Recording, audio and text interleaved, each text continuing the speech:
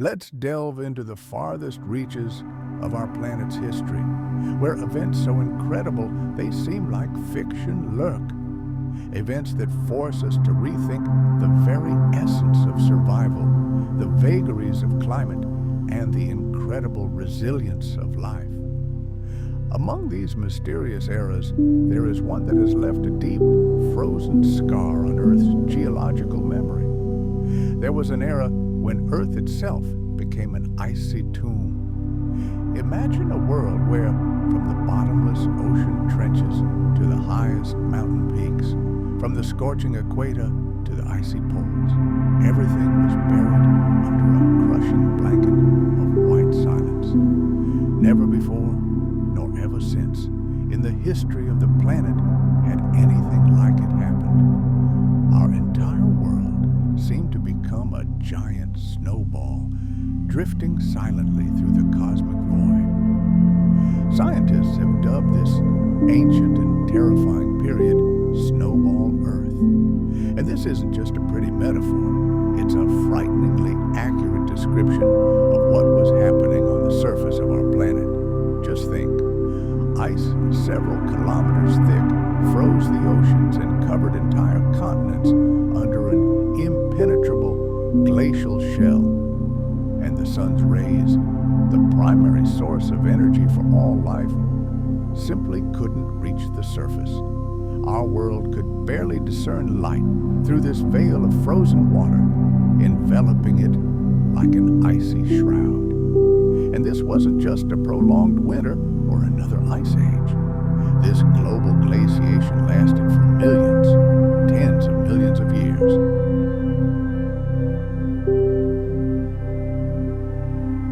The horror wasn't so much the cold itself, but its consequences for life, for survival, for the very possibility of the planet's existence as a living organism. How could anything survive in a world where the sun itself reflected powerlessly off the mirror-like surface of ice? Where the seas, the cradle of almost all life at that time, turned to solid stone. To understand how close our world came to its demise, we must journey into the unimaginably distant past, not thousands or even millions of years ago, but a full 600 million years deep into time. This was long before dinosaurs ruled the earth, long before the first forests appeared, and long before even a single living creature dared to crawl onto dry land. We must return to an era when life was incredibly simple, microscopic, and almost entirely hidden in the depths of the world's oceans. At that time, our planet was already incredibly old, but life itself was only taking its first tentative steps. It huddled in the oceans as tiny organisms, no larger than an air bubble, fragile, primitive, yet remarkably resilient.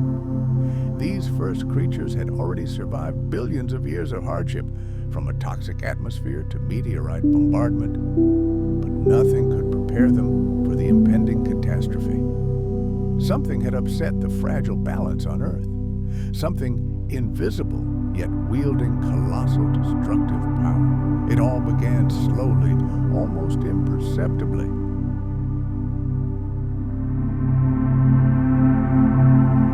The planet's temperature began to drop, and the polar ice caps began to slowly creep away. This in itself wasn't anything out of the ordinary. Ice ages had happened before, but this time, everything went wrong. The cold didn't retreat. It continued its icy advance, engulfing continent after continent. The oceans began to freeze from top to bottom. The sun, still shining in the sky, could no longer warm the earth. Its light simply bounced off the growing ice sheet and fled back into space. And the more the planet cooled, the more ice formed. And the more ice formed, the faster it cooled. It was a death spiral from which there seemed no escape. It wasn't just a change of seasons. The planet was inexorably sinking into a deep, lethargic freeze. Even at the equator, where sweltering heat reigns today, snow likely fell back then, and glaciers may have been thicker than in the coldest reaches of modern Antarctica. Life faced a crisis of unprecedented proportions. Oceans, once teeming with microscopic life, were sealed beneath an impenetrable lid of ice. The sunlight needed for photosynthesis was completely cut off. Fragile ecosystems collapsed overnight. The few traces of oxygen dissolved in the water became trapped beneath a shell of ice, far from where life still lingered.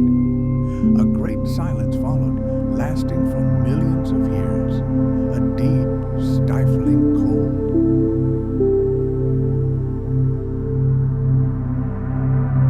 If we could look at Earth from space at that time, we would see a lifeless ball of white marble silently revolving around the distant sun. Frozen, forgotten, dead.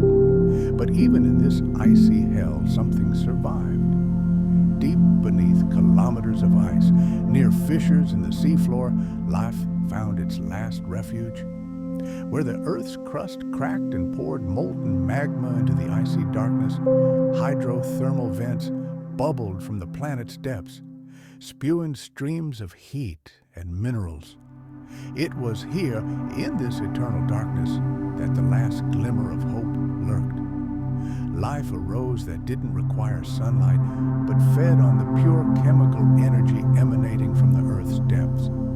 The oldest organisms, archaea and bacteria, evolved to survive in conditions that would have killed everything else. They clung to life in the pitch darkness, but even that was no guarantee of survival.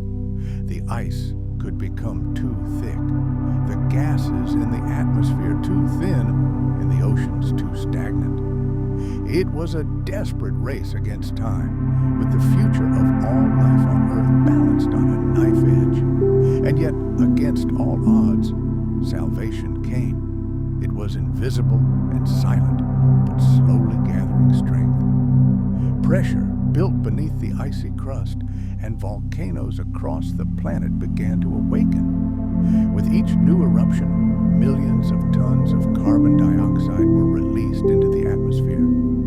It was as if the planet, suffocated beneath ice, was finally able to breathe.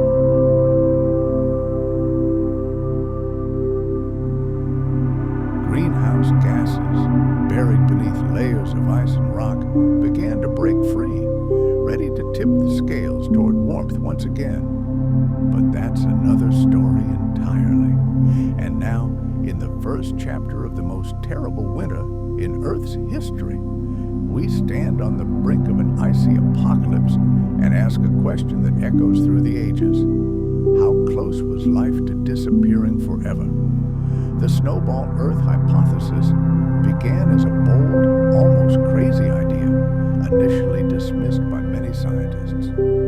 The idea that our entire planet could freeze from pole to pole seemed like the stuff of science fiction, not serious scientific research. But as time went on, the evidence mounted, and gradually this incredible idea gained weight and plausibility.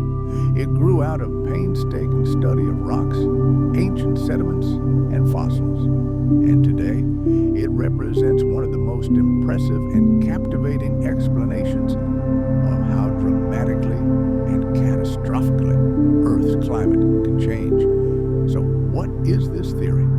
It basically suggests that several 100 million years ago, our world experienced at least one and possibly several periods of near total glaciation. During this time, ice sheets spread from the poles all the way to the equator. Endless oceans were frozen and continents disappeared beneath glaciers.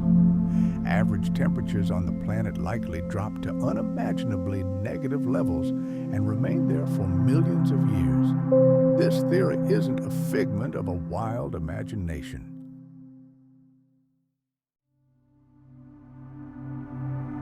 It's based on an analysis of geological layers, Scientists have discovered extremely strange deposits left by glaciers in what are now the hot tropics. Ancient rocks in Africa, Australia, and South America contain irrefutable evidence, traces of massive ice flows that once scraped and furrowed the Earth right at the equator. Such geological formations simply couldn't have appeared there if the climate across the planet hadn't been immeasurably colder than it is today. Then geologists stumbled upon so-called carbonate caps. These are unique layers of limestone that lie directly on top of glacial deposits. They formed very quickly and simultaneously around the world, suggesting a sudden and violent transition from extreme cold to intense warming. Such deposits could only have formed if the ice-covered oceans had suddenly and rapidly melted, releasing enormous quantities of trapped carbon dioxide and minerals into the water. It was a kind of geochemical fingerprint left by a planet that had first been frozen and then suddenly subjected to thermal shock. But how did scientists manage to piece this puzzle together? It all began with a geological mystery. During the Neoproterozoic era, between approximately 720 and 7 million years ago, something happened on Earth that became the starting point for this theory. At least two colossal glaciations occurred during this time. They were incredibly long and spanned vast areas, leaving their traces across the entire planet.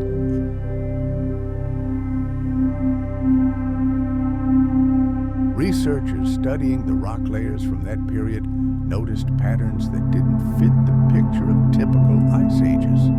The deposits were too massive, too thick, and extended too far from the poles. It felt as if the entire planet had been locked in a deep freeze. Thus was born the Snowball Earth hypothesis. It proposed that a trigger had set off a runaway climate spin. Ice began to advance, reflecting ever more sunlight, which further cooled the planet, causing the ice to advance even faster. Without sufficient atmospheric greenhouse gases to trap heat, the planet became trapped in ice. The oceans, cut off from the sky by an icy shell, stopped circulating and exchanging gases with the atmosphere. Life became trapped beneath the ice, and the world became a lifeless snowball. However, this same theory also contains a salvation plan. Volcanic activity, which continued even beneath the ice, continued releasing carbon dioxide into the atmosphere. Under normal conditions, this gas would have been absorbed by the oceans and weathered rocks, maintaining climatic balance. But under global freezing conditions, this did not happen. The oceans and rocks were reliably covered by ice. As a result, carbon dioxide simply accumulated in the atmosphere over millions of years. When its concentration reached incredibly high levels, a greenhouse effect of incredible, staggering power began.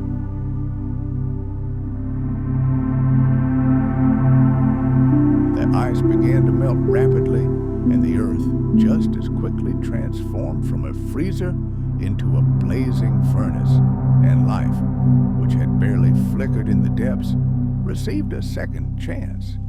Here, in the planet's geological record, we find evidence of incredible climatic upheavals. Carbonate rocks are a unique marker, subtle yet spreading across the globe. These strata, composed primarily of limestone and dolomite, lie directly on glacial deposits known as tillites.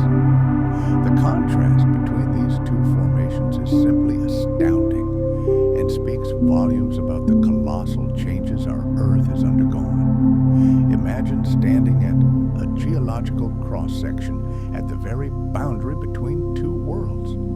Below, we see a chaotic jumble of rocks and boulders, tillite, scars left on the planet by giant glaciers, and directly above this chaos, with a sharp, almost unnatural boundary, lies a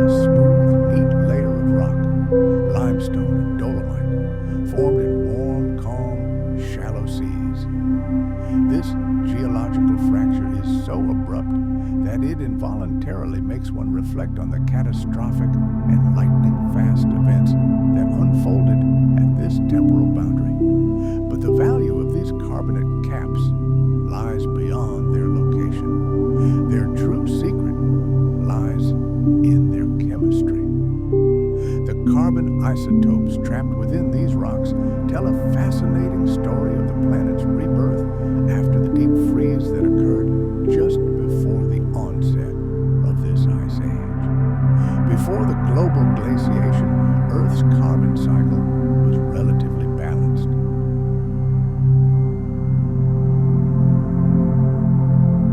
Photosynthesis and the burial of organic matter maintained a balance of carbon isotopes, which is clearly evident in ocean sediments. But the Ice Age ruined everything. When the planet was covered in ice, photosynthesis virtually stopped, and huge amounts of carbon were removed from global circulation. Then, as the ice began to retreat, all that trapped carbon dioxide rushed back into the atmosphere and oceans, causing a veritable chemical shockwave. As the glaciers melted, the atmosphere rapidly became saturated with carbon dioxide. It dissolved in the warming ocean waters, forming weak carbonic acid. This acid, in turn, reacted violently with the rocks newly freed from their glacial captivity, especially silicate minerals. This process released calcium and magnesium ions into the water. These elements, combining with carbonate ions, precipitated at incredible speed, forming the very same limestone and dolomite layers.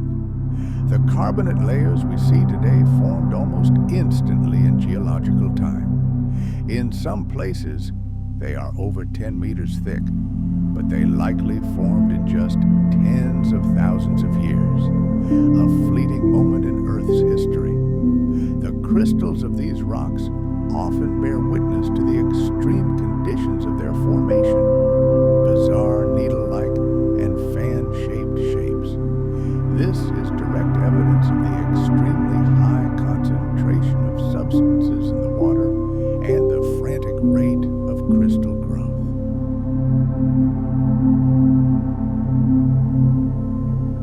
These carbonate caps also harbor other oddities: giant crystals, traces of ancient ripples on the seafloor, and clear signs of microbial activity. In some places, paleontologists even find tiny tubes and imprints that could have been left by the first primitive organisms, timidly returning to the seafloor after the Great Melt. These carbonates are like a snapshot of a world frozen in transition, from icy, deathly silence to the violent and sudden rebirth of life. The global distribution of these carbonate caps is what makes them such irrefutable evidence of the existence of a snowball Earth. Similar deposits are found on virtually every continent: Africa, North and South America, Australia, and Asia. Wherever geologists find traces of ancient glaciers, these very same carbonate layers lie directly on top of them. No regional event known to science could have caused such large-scale and uniform changes across the planet. The only plausible explanation is a global climate catastrophe.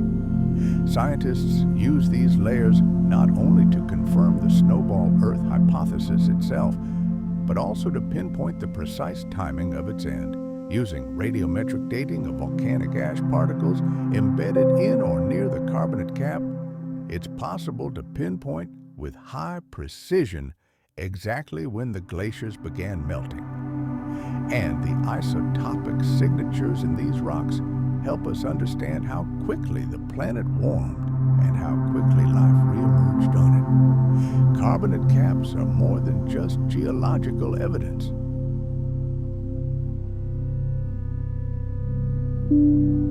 They are the key to understanding one of the most dramatic periods in our planet's past. These rocks are more than just rocks. They are chemical archives, preserving the memory of the most extreme climate swings in Earth's history. These records show that changes did not occur smoothly, but were incredibly rapid, intense, and led to profound transformations. They tell us that after the most severe ice age in history, nature's response was not a gradual warming, but a rapid and violent fever.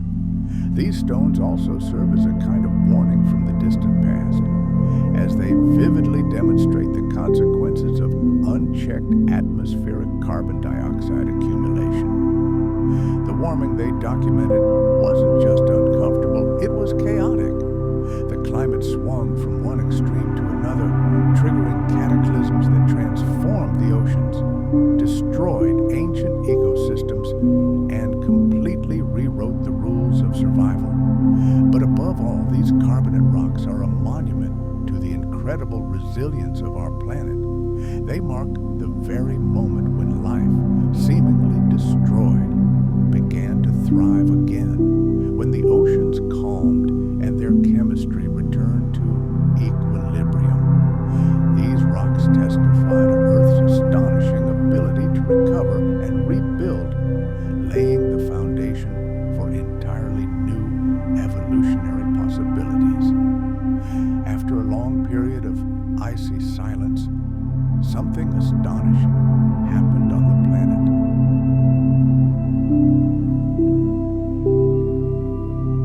As the global glaciation ended, warmth returned, and the oceans once again teemed with life.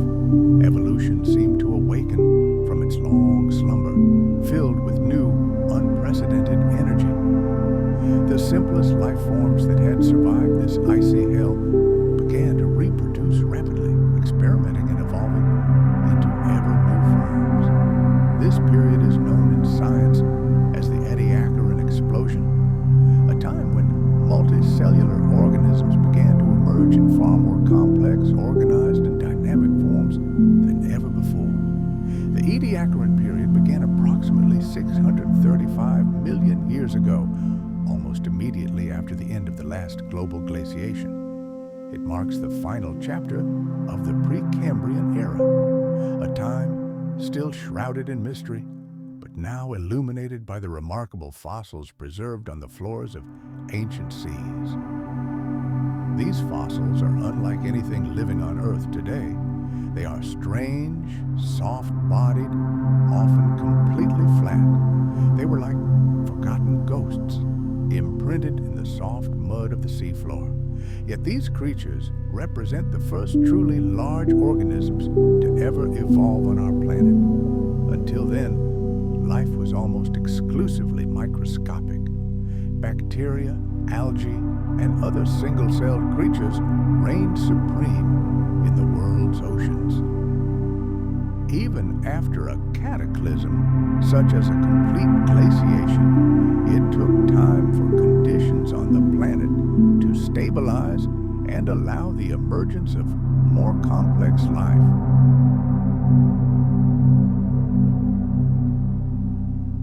Oxygen levels had to rise, nutrients had to begin circulating again, and ecosystems had to rebuild themselves virtually from scratch. And when these conditions were finally created, something clicked. The first Ediacaran organisms were simple yet gigantic compared to those that came before them. Some resembled quilts or leaves with broad, flat bodies that lay motionless on the seafloor. Others were shaped like discs, tubes, or intricate fractal patterns with no discernible front or back. They were multi-tiered and teeming with life, presenting a spectacle never before seen. These creatures weren't particularly fast. Most were completely motionless, clinging to the seafloor and absorbing nutrients directly from the water. Some may have glided slowly across the sediment, leaving barely noticeable tracks behind. They formed the first known communities of large organisms, clustering in shallow water and stretching toward the sunlight that filtered through the water column. This blossoming of multicellular life was no mere coincidence. It was a direct consequence of the end of the snowball planet era. The melting of giant glaciers released colossal quantities of nutrients into the oceans. Phosphorus, iron, and other key elements triggered a veritable explosion of primary production. Algae, the main source of oxygen at the time, flourished, creating an ideal environment for the development of more complex life forms.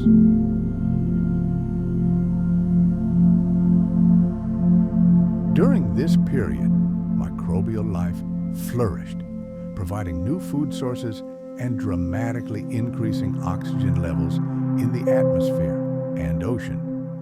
These changes created favorable conditions for the evolution of larger, more energy-intensive organisms.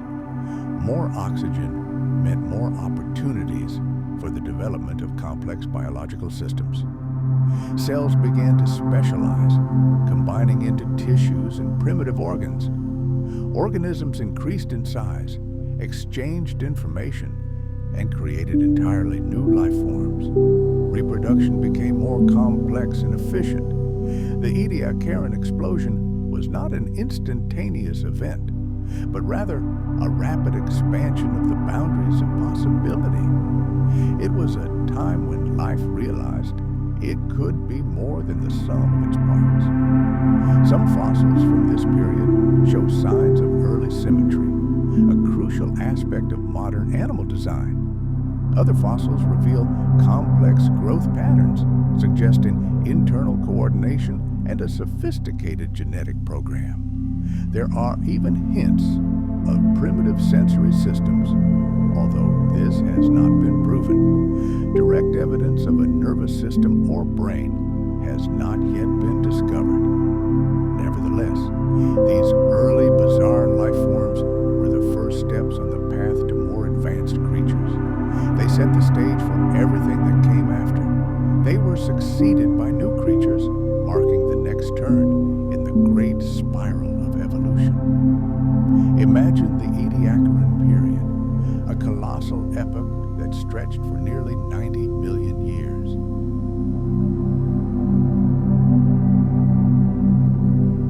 During this time, a quiet but monumental revolution was taking place at the bottom of the world's oceans.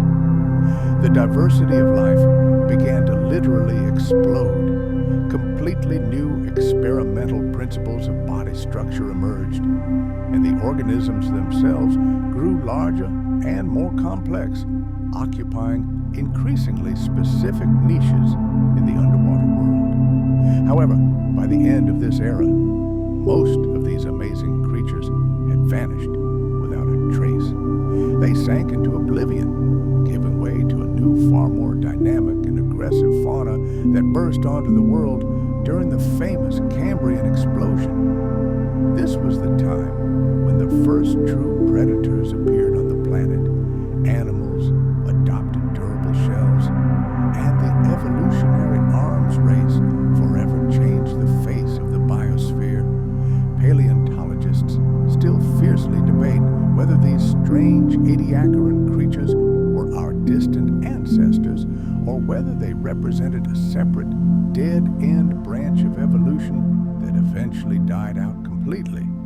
But one thing is certain, they were a true breakthrough. These were the first physical proof that life had transcended the boundaries of single-celled existence. These organisms demonstrated that complexity could not only emerge, but also survive, thrive, and reshape the world around us. The Ediacaran explosion of life marked a turning point in the entire history of the planet.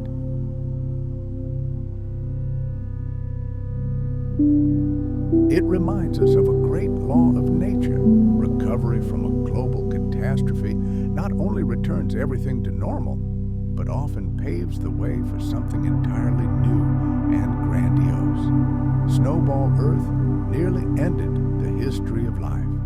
It was a planetary catastrophe that nearly turned our world into a lifeless, icy wasteland. But this icy apocalypse was followed by an incredible flowering of biology, a quiet but powerful revolution in the ocean depths.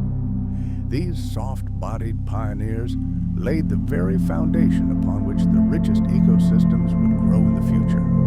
Dense forests, myriad fish, mighty mammals, and even you and I, we all trace our ancestry back to that very moment. On a planet once completely encased in ice, life didn't simply re-emerge weakened. It awakened with renewed vigor, and it was there, in the calm and warm seas of the Ediacaran, that the future began to take its first dim outlines. The snowball Earth era is much more than just a frozen chapter in our planet's history.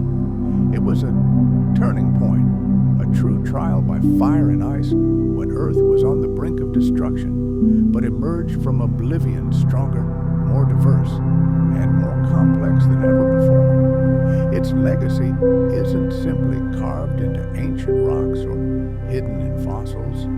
It lives and breathes within us.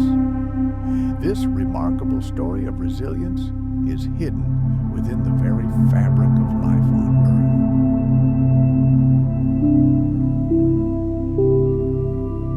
The way our planet breathes, the way life on it evolves and adapts to colossal change, opens up a world of incredible possibilities. Before Earth plunged into icy slumber, its biosphere was incredibly primitive. Life huddled in small pockets was extremely limited in its diversity and, for the most part, led a passive existence. Atmospheric oxygen levels remained low and ecosystems were extremely sparse. Evolution proceeded at a snail's pace, but with the advent of global glaciation, everything changed. Snowball Earth became a kind of giant crucible that scorched and froze everything unnecessary, testing the resilience of life. Whatever managed to survive this monstrous ordeal became not just a surviving life form, but the basis for further development in new, completely incredible directions. When warmth finally returned and the icy shackles lifted from the oceans, new vast horizons opened up for life. Fresh ecological niches emerged, ripe for colonization. Atmospheric oxygen levels rose, energy flowed more freely through food chains, and the flywheel of evolution spun at unprecedented speed. The first multicellular organisms appeared, laying the foundation for future animals, specialized tissues, and ultimately, complex nervous systems. Thus, the Great Ice Age not only did not destroy life, but actually created entirely new prospects for it.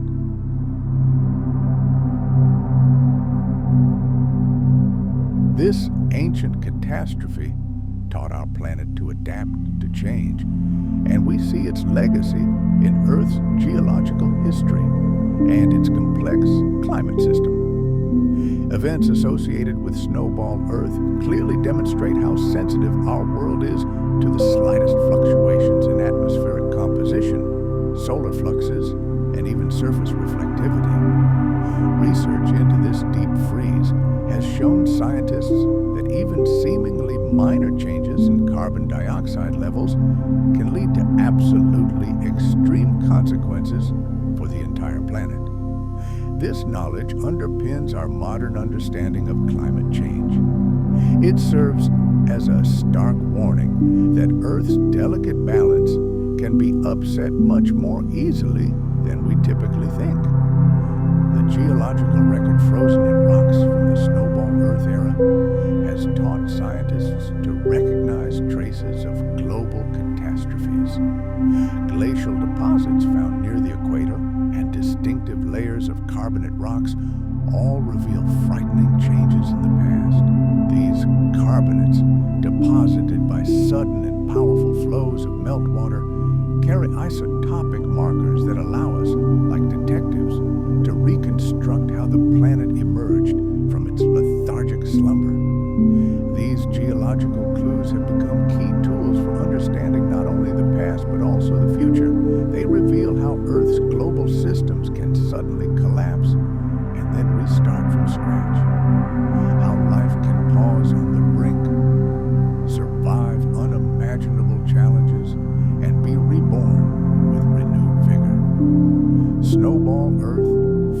causes us to ask even deeper questions.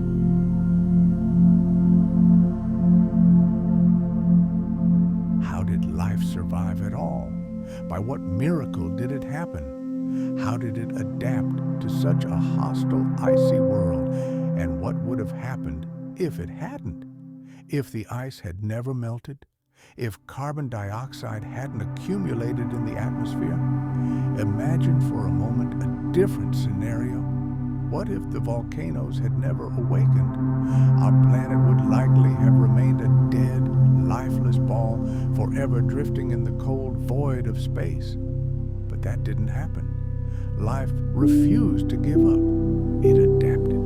It found the saving warmth of the pitch-black ocean depths, sheltered in small pools of meltwater at the foot of volcanoes, and devised entirely new ways to survive in a world devoid of sunlight. And when the ice finally retreated millions of years later, life was ready. Snowball Earth demonstrated that life is virtually indestructible. Even in its most primitive forms, it is incredibly persistent, flexible, and full of inexhaustible potential. This event also predetermined the entire subsequent course of biological history. Some scientists believe that without this global freeze, complex life would have taken much longer to emerge on Earth, and perhaps never would have arisen at all. The extreme conditions likely served as a brutal natural filter, weeding out all the weak and unadapted forms, leaving only those that could withstand incredible stress.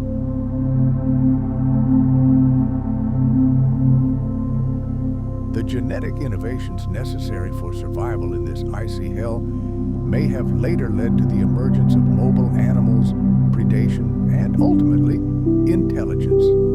Thus, the story of Snowball Earth is not simply a tale of cold and darkness.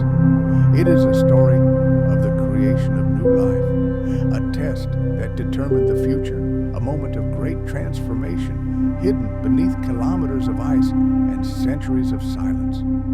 We walk on a planet that was once an icy globe. Earth was on the brink of total extinction, but from this near-death experience, something truly incredible was born. The Snowball Earth theory reminds us that destruction can be a source of creation, that total collapse can serve as the foundation for monumental renewal, and that the most extreme events in history often leave the deepest and most lasting traces. The Snowball Earth hypothesis itself is an incredibly bold and ambitious idea. It paints a picture of an entire planet, encased in ice from pole to pole for millions of years. It brilliantly explains the mysterious geological formations, the dramatic climate shifts, and the sudden emergence of complex life after a long period of quiescence. However, as in any great scientific drama, not everyone is ready to accept every act of this play unconditionally. Despite mounting evidence, some scientists doubt the completeness of this theory.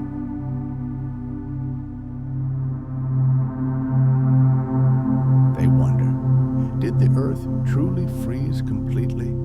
Or was there a less extreme version of events that might more accurately describe this ancient world? One of the most heated debates revolves around the question, were the oceans completely covered in ice? The classic Snowball Earth model suggests that even at the equator, there was not a warm ocean, but a thick layer of permanent ice, leaving not a single patch of open water on the surface.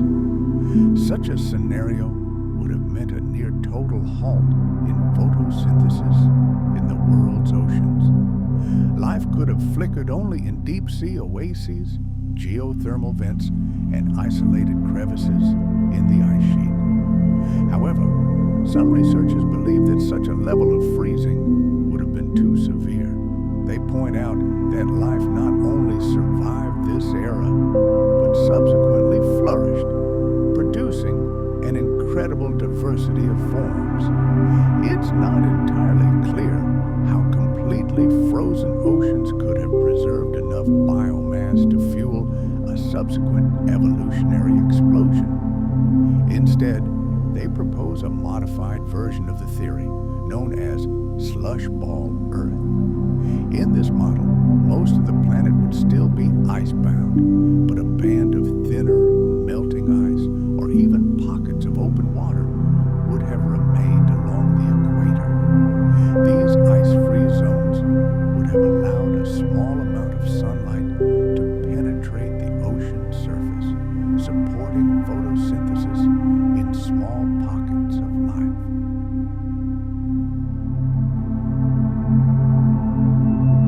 This theory explains why glacial deposits are found even at low latitudes, but it also creates more favorable conditions for survival. But the duration of these ice ages continues to be debated. Some estimates place one of the glaciations, the Sturgeon, lasting over 50 million years.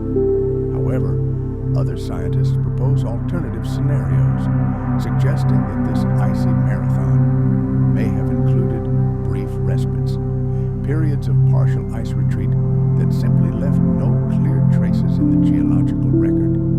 These interruptions could have dramatically altered the conditions for life, providing brief windows of light and warmth.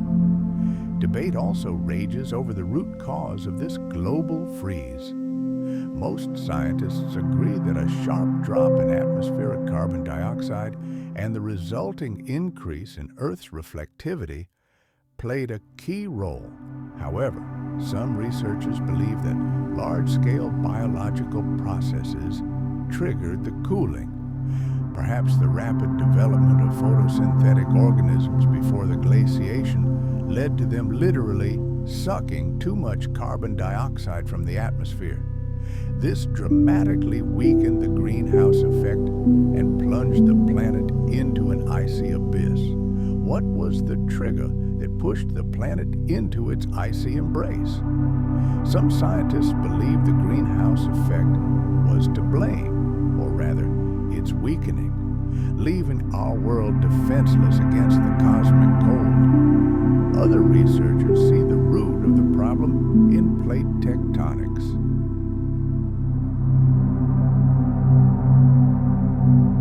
Imagine gigantic continental drift shifted huge tracts of land toward the equatorial regions.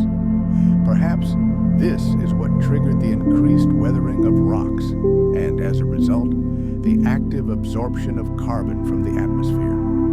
Or perhaps it was the volcanoes. Powerful eruptions could have thrown such a dense curtain of ash and particles into the sky that it cut off the Earth from the life-giving heat of the sun for a long time, turning it into a sparkling ball of ice.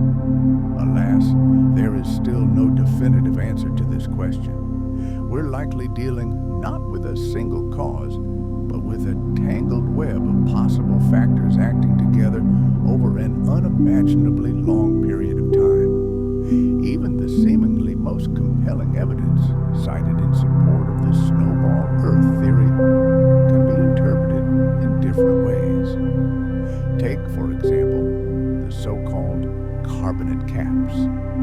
Geological layers often cited as evidence of a sharp and sudden warming, but their formation could easily be explained by other, less dramatic geochemical processes. Glacial deposits found near the equator appear far more convincing. It would seem like irrefutable proof. However, here too the devil is in the details.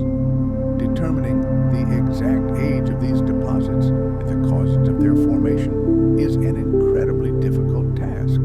We still cannot say with absolute certainty where the ancient continents were located at any given point in time. But all these contradictions do not mean the theory itself is incorrect.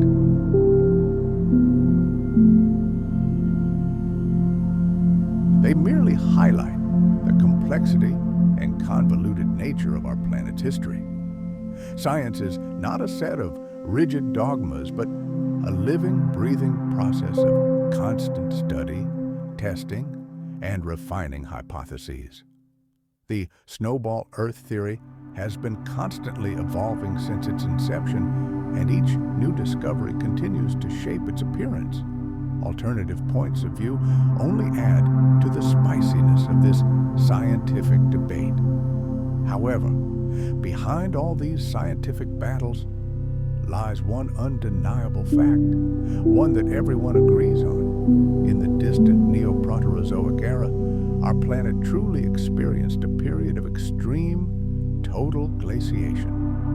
The world was changed beyond recognition. Life was brought to the brink of total annihilation, and the consequences of this icy apocalypse had a profound impact on all subsequent developments of life. These controversies merely remind us that the past will never be fully revealed. It is a gigantic mosaic that we are piecing together piece by piece, based on evidence scattered across the globe. And sometimes it is precisely disagreements and heated debates that help us get closer to the deepest truths. The classic snowball Earth theory paints a truly apocalyptic picture, a planet encased in a kilometers-thick ice sheet from pole to pole. But what if things weren't so straightforward?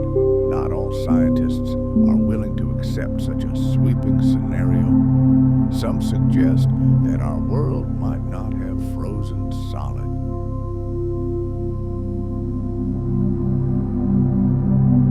Instead, they propose a less extreme version of events known as the slush Earth hypothesis. This model still describes a planet plunged into an ice age, but with several key differences that could have dramatically impacted how life survived this nightmare and how Earth ultimately managed to escape its icy grip. The slush Earth hypothesis suggests that while most of the world was icebound, some regions near the equator remained free of it, or were covered only by a thin, permeable crust of ice. These regions could have served as last refuges, providing at least some access to sunlight, gases, and nutrients, supporting tiny pockets of photosynthesis. Imagine these life-saving oases in the middle of a vast frozen wasteland. While the rest of the world was plunged into icy slumber, here, in these rare equatorial refuges, life could cling to existence with far greater stability than in a completely frozen scenario. The key argument in favor of this more benign version of events is the very survival of photosynthetic organisms. Consider this: if the planet had been completely frozen, light simply wouldn't have been able to penetrate the thick ice to the upper layers of the ocean. Photosynthesis would have ceased everywhere, oxygen levels would have plummeted to zero, and it would have taken eons for the biosphere to recover after the thaw.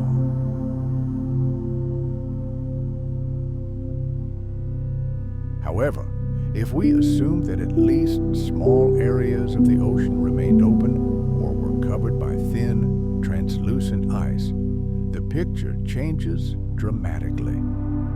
Sunlight could have penetrated the water. Microscopic organisms could have continued their titanic work of oxygen production, and entire ecosystems could have survived in these isolated pockets of life. Evidence for this hypothesis can be found in the modern world. Take a look at Antarctica or other polar regions. There are places where glaciers retreat, revealing pockets of liquid water. In the Arctic, sea ice forms and melts annually, but even in the harshest winters, some areas of the ocean remain ice-free thanks to winds, currents, and temperature fluctuations. Thin ice allows light to pass through, and natural cracks and polynyas provide direct contact with the atmosphere. And in these seemingly unbearable conditions, photosynthetic life continues to thrive. This proves a simple fact: heat isn't always necessary for survival, only the right conditions. The slush Earth model also offers a simpler explanation for how our planet emerged from the Ice Age. In a completely frozen world, greenhouse gas concentrations would have to reach truly extreme, prohibitive levels to trigger the melting process. However, in the slush Earth scenario, where ocean areas remained active, even a small increase in atmospheric carbon dioxide could have triggered a chain of events.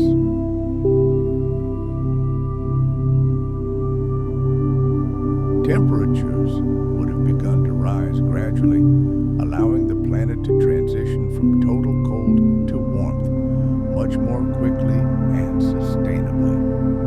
Geological evidence found in ancient rocks also supports this hypothesis. Certain sedimentary structures discovered in layers that were once the seafloor clearly indicate that some water movement occurred even beneath the ice. Ripple marks on the seafloor, microbial colonies, and signs of weak underwater currents all point to the existence of at least a partially open ocean. These findings directly contradict the image of a planet completely immersed in icy silence and stillness. The slush Earth theory doesn't attempt to completely dismantle the snow globe model. Rather, it offers a more nuanced version of this grand story. According to this idea, Earth was on the brink of complete glaciation, but never crossed that final fatal point. Life teetered on the edge, but wasn't completely buried under an icy shroud.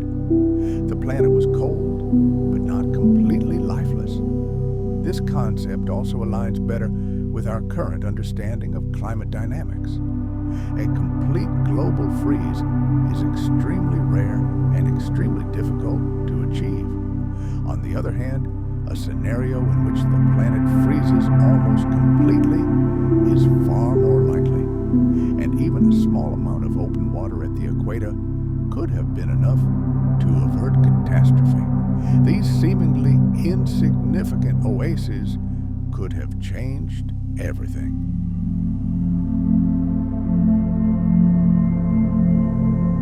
The slush ball model reminds us that absolute values are rarely encountered in studies of Earth's ancient history.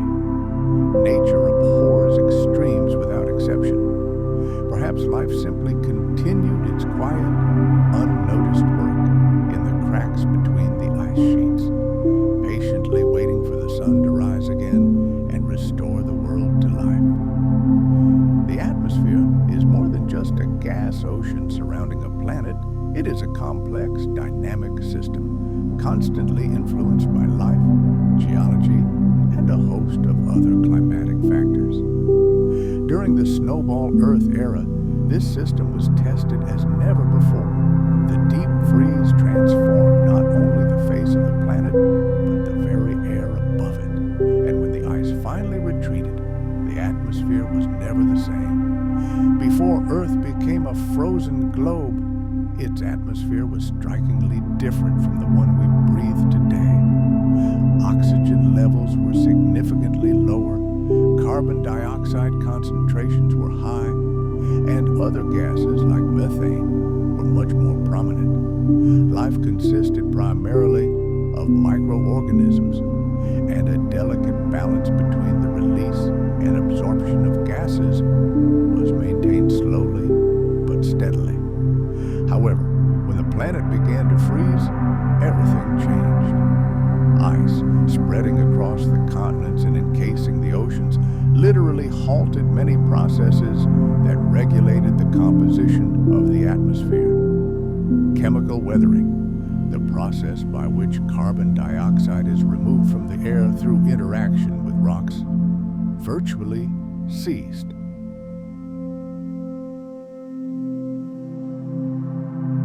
Land was buried under glaciers, precipitation dropped sharply, and this natural mechanism for removing CO2 from the atmosphere stalled. Meanwhile, deep beneath the ice cap, volcanoes continued their work.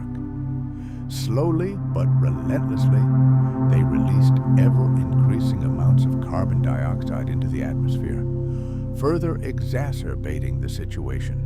Typically, excess carbon dioxide in the atmosphere is balanced by various natural processes, such as weathering and biological activity. But under the conditions of a completely frozen planet, this balance was disrupted, and the gas began to rapidly accumulate in the air. Over millions of years, its level rose, reaching unprecedented levels. Eventually, the accumulation of greenhouse gases became so significant that it reversed the situation. The atmosphere, oversaturated with carbon dioxide, began to trap ever more solar heat. This led to a global temperature increase and, ultimately, the melting of glaciers. The cycle was complete. However, atmospheric changes didn't end there. As soon as the ice retreated, the exposed land was subjected to massive chemical weathering. The warm and humid conditions that followed the Ice Age greatly accelerated the destruction of rock. This, in turn, triggered a massive absorption of carbon dioxide from the atmosphere. This process, a kind of chemical storm, led to a sharp drop in CO2 levels, which triggered a new cooling of the climate.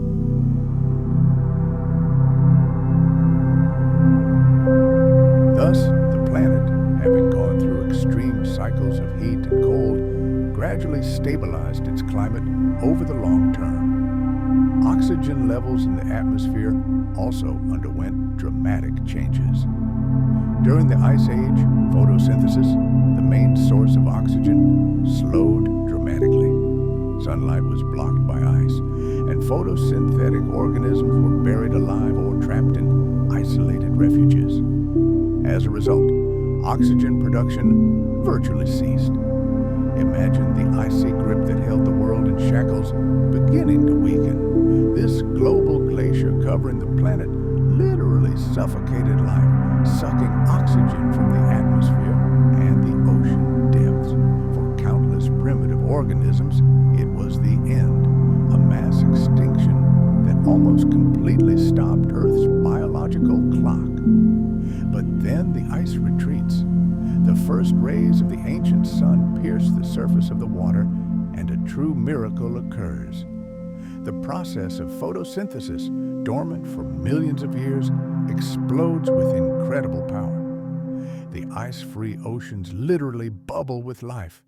Myriads of microscopic algae and cyanobacteria begin their great work, saturating the world with oxygen. This was our planet's first truly deep breath. Gradually, century after century, this life-giving gas accumulated in the atmosphere, creating entirely new conditions. It was this oxygen boost that allowed the emergence of larger and more complex life forms, which in turn helped restore the devastated ecosystem.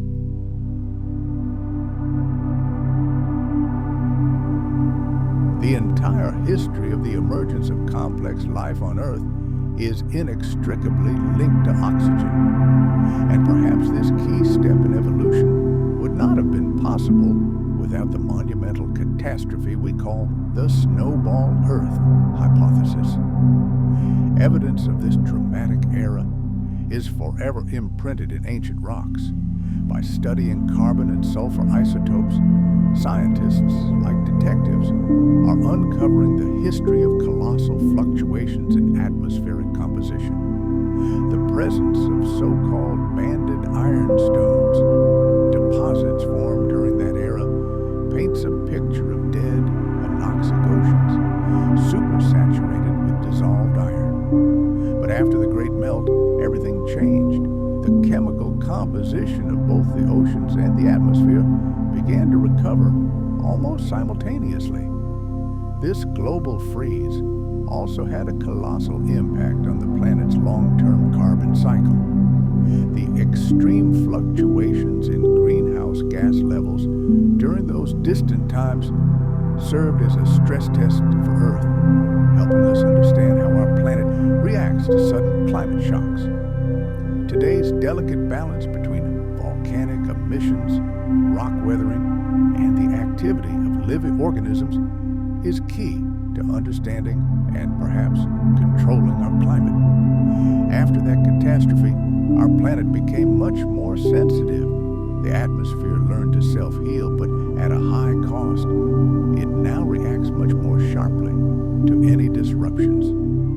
It could be said that Snowball Earth triggered a global reset of the entire climate system.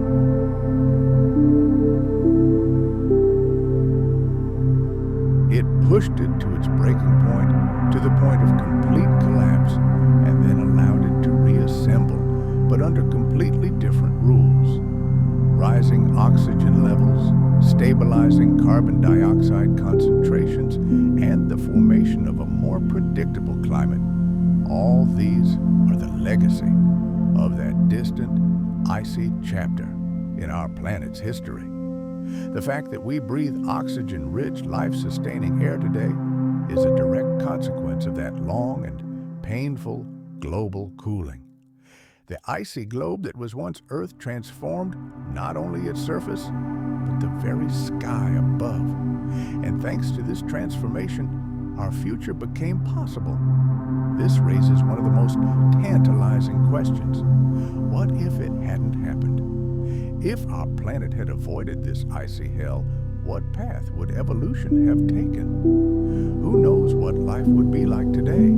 Our world has frozen from pole to pole before, and looking back, we can't help but wonder, could something like this happen again? Are systems that have failed once before capable of collapsing again, plunging the planet into an even deeper, deadlier frigidity?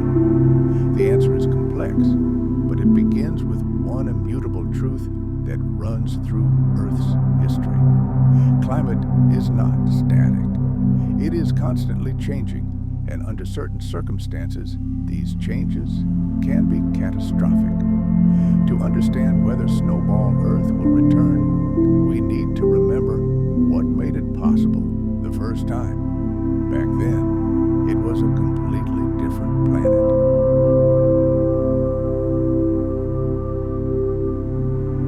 Our sun shone dimmer, and the continents were arranged differently. Vast land masses clustered near the equator, increasing weathering and, consequently, drawing carbon dioxide from the air. Life was primitive, and ecosystems were incredibly fragile. The combination of these factors made the planet vulnerable to global glaciation. Today, the picture is completely different. The sun has become brighter, and plate tectonics has reshaped the planet beyond recognition. Continents are constantly shifting, and the biosphere has become orders of magnitude more complex and resilient.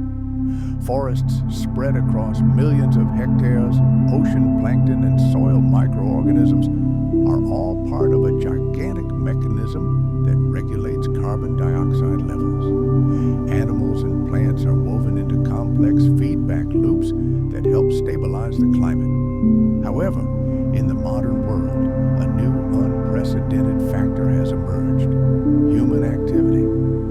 And now, unlike in the distant past, the main threat comes not from cold, but from rapid global warming. By burning fossil fuels, we are releasing enormous volumes of carbon dioxide into the atmosphere, intensifying the greenhouse effect and raising global temperatures. This trend is taking us ever further away from conditions that could trigger a new ice age. Instead of the threat of a freezing planet, we face the risk of rising sea levels, extreme heat waves, and ecosystem collapse due to unbearably high temperatures.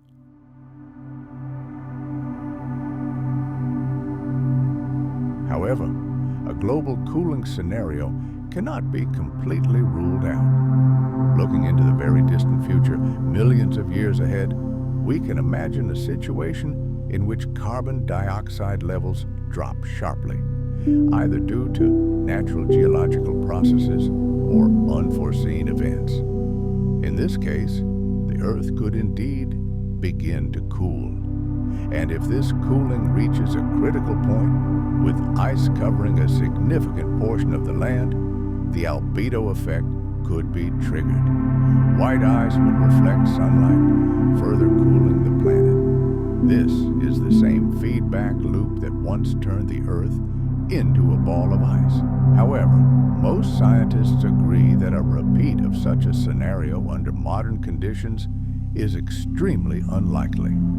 This would require not only a sharp and sustained drop in greenhouse gas concentrations, but also a specific arrangement of the continents, which currently does not exist. Even if a new ice age were to begin, the presence of dense forests and complex ecosystems, as well as the influence of humanity itself, would likely mitigate its effects and prevent the planet from freezing completely. Some researchers are even considering scenarios of intentional climate change, developing technologies for artificially cooling the Earth to combat global warming. While these ideas are controversial, they demonstrate one thing: humanity today possesses the power to influence climate on a planetary scale, a power previously wielded only by supervolcanic eruptions and the movement of tectonic plates.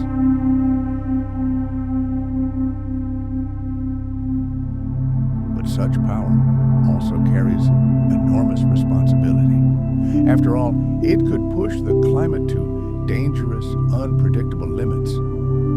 The story of Snowball Earth isn't a prophecy of our future, but a stark warning from the distant past.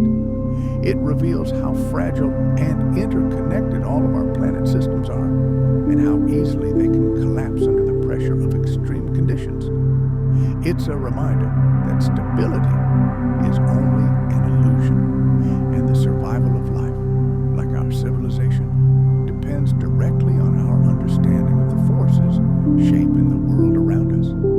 In this sense, the history of icy Earth could repeat itself, but not in the way we imagine. Sudden and irreversible changes, triggered by slow and almost invisible processes, can prove most dangerous, and the choices we make today will determine whether this drama will end in fire or ice.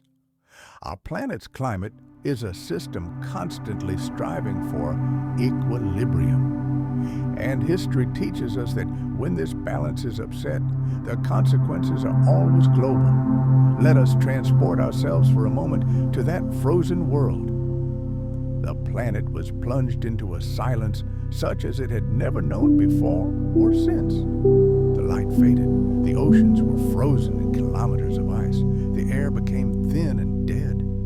The surface became a lifeless icy desert, stretching from pole to pole. But even in this hell, life did not surrender. It did not shout for itself. It did not fight openly. It lay in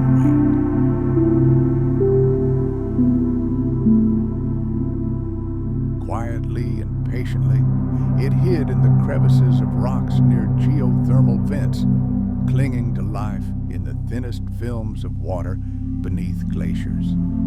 In this deafening silence, life simply bided its time. The story of Snowball Earth proves that even in the most unimaginable, most hostile conditions, life can find a way to survive. This incredible resilience tells us that survival isn't always about strength and dominance.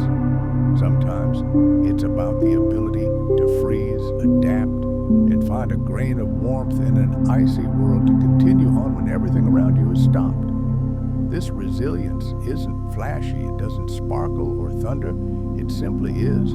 It resists total annihilation, shrinking to microscopic size, retreating deep, protecting itself until the world changes enough to allow it to reclaim what it lost. And when that moment arrived, life didn't simply rebound, it exploded, transformed, becoming something immeasurably greater. After the ice cap melted, evolution seemed to awaken from a long slumber. Entirely new life forms emerged, oxygen levels soared, and the complexity of organisms grew exponentially. From that moment on, the pace of evolution changed forever. What had been a planet of microbes transformed into a world teeming with multicellular creatures possessing tissue, nervous systems, and, eventually, intelligence capable of questioning its own past. The story of the Snowball Planet is a story not only of catastrophe, but also of second chances.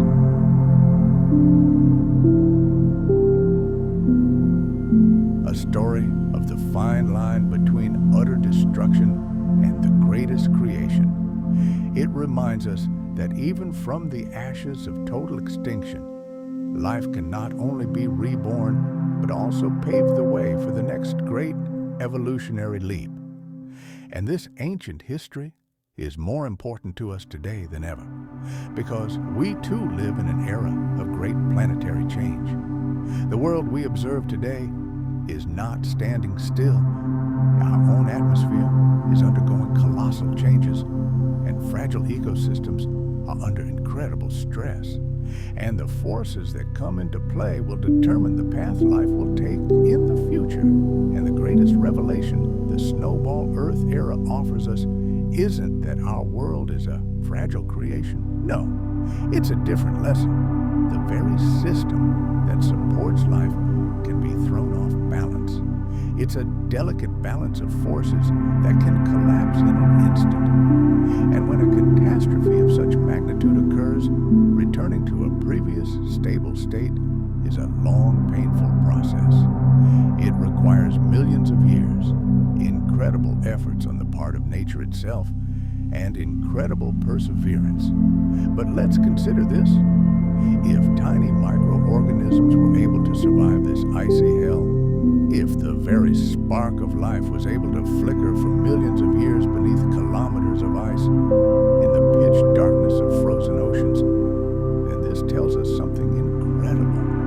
It proves that life as a phenomenon is far more resilient and indestructible than we usually imagine. Imagine, she stood firm against all-consuming flames.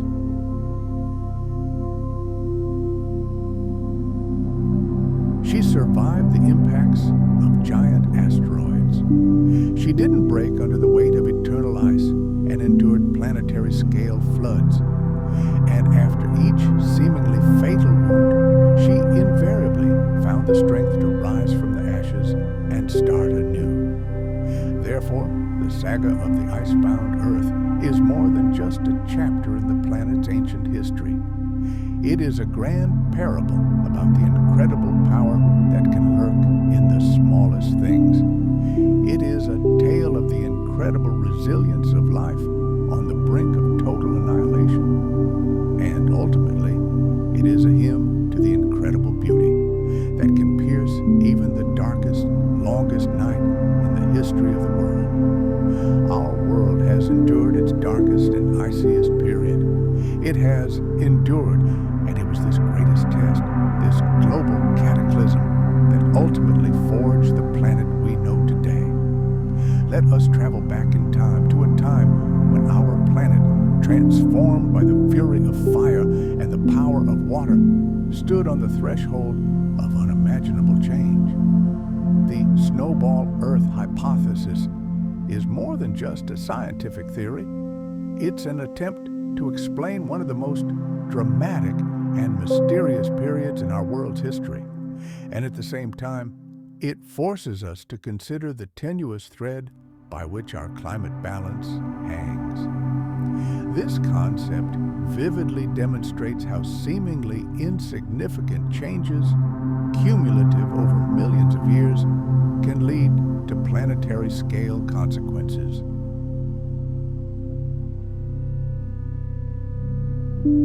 It's a chilling reminder that our world, for all its apparent power and stability, is absolutely not immune to total collapse. Of course, even today, not all the details of this theory are unconditionally accepted by the scientific community. The debate continues. Some researchers believe that the Earth at that time was less an ice ball than a gigantic, slushy mass, with oceans near the equator still ice-free. But the core of the idea remains unchanged and terrifying. The global glaciation that brought life to the brink of extinction was one of the most extreme climate cataclysms our planet has ever known. By exploring this hypothesis, we not only delve into a world of eternal cold, but also witness the incredible, almost mystical resilience of life itself. Imagine microscopic organisms locked within a thick layer of ice in pitch darkness, patiently biding their time. They survived so that one day, when the world thought they could break free, begin a new cycle of evolution, and ultimately reconquer the entire planet. The idea of a completely frozen Earth didn't emerge in the quiet of a laboratory.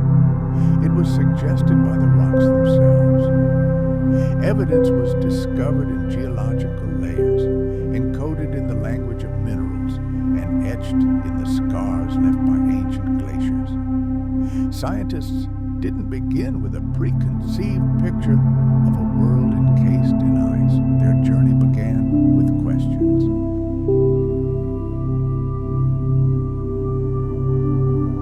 Questions about strange rock strata, unusual clues, and mysterious clues buried deep within the Earth's crust. In the parched deserts of Africa, the rugged mountains of Canada, and the jungles of Australia, places we now associate with heat or the tropics, geologists have stumbled upon stunning evidence of ancient glaciation. They discovered gigantic boulders imprinted in fine-grained sedimentary rocks.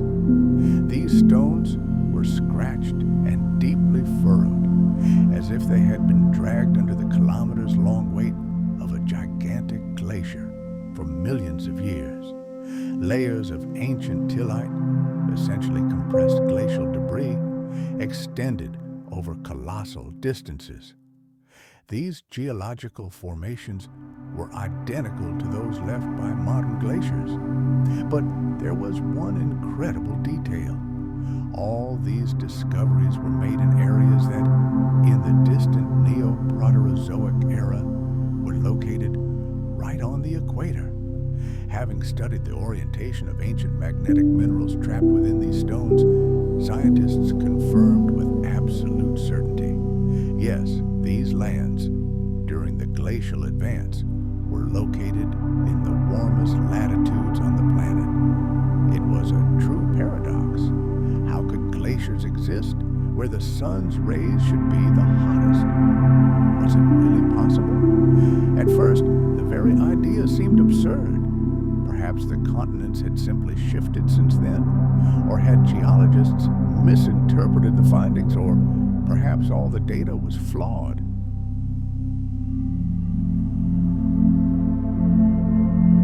However, new discoveries continued to pour in from around the world, and the mystery only grew clearer.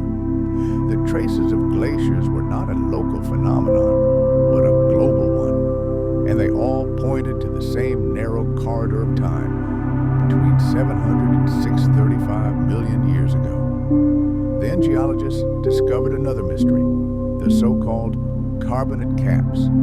These strange, thin layers of carbonate rock lay directly on top of glacial deposits and were unprecedented in the geological record. They appeared suddenly and apparently formed very quickly. This suggested that some colossal chemical shift had occurred in the world's oceans immediately after the ice retreated. The fact is, carbonates typically form in warm, shallow seas, sunlit and teeming with life. They've always been a sure sign of a warm climate, but here they formed immediately after a period of global freezing. And this wasn't a local anomaly.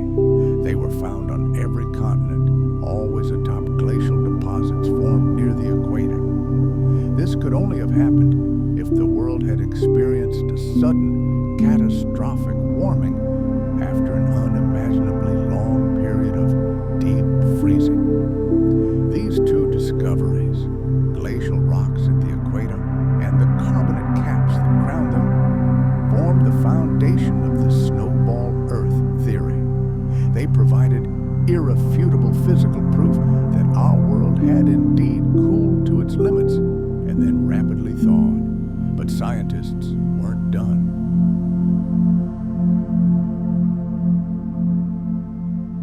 They continued their search, turning to microscopic zircon crystals whose ages can be determined with incredible precision.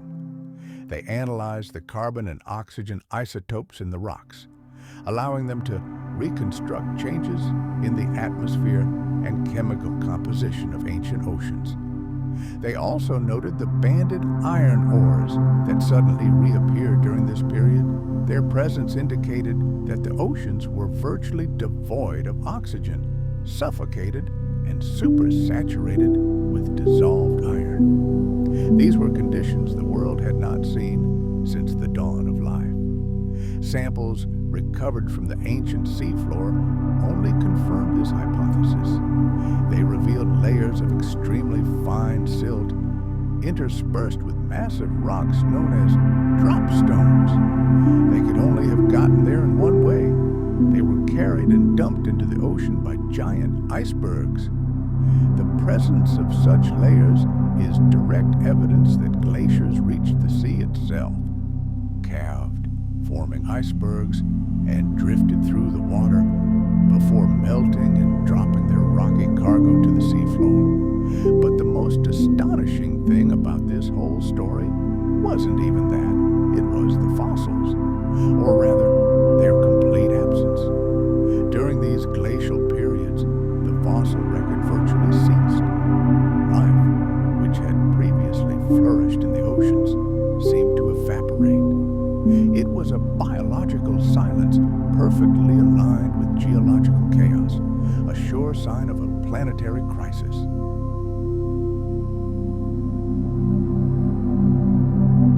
Taken together, all this evidence painted a terrifying picture of Earth's transformation. This wasn't a gradual cooling or another regional ice age.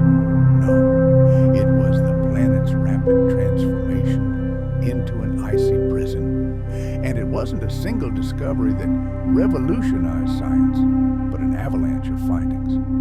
Each new study merely confirmed the previous one. Each layer of rock told the same horrific story. Once upon a time, Earth was almost completely covered in snow.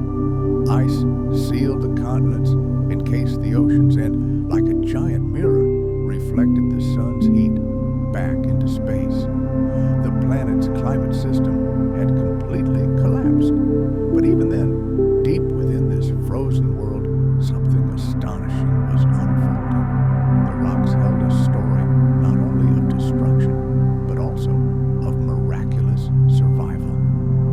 The snowball Earth theory wasn't born from the mind of a single genius.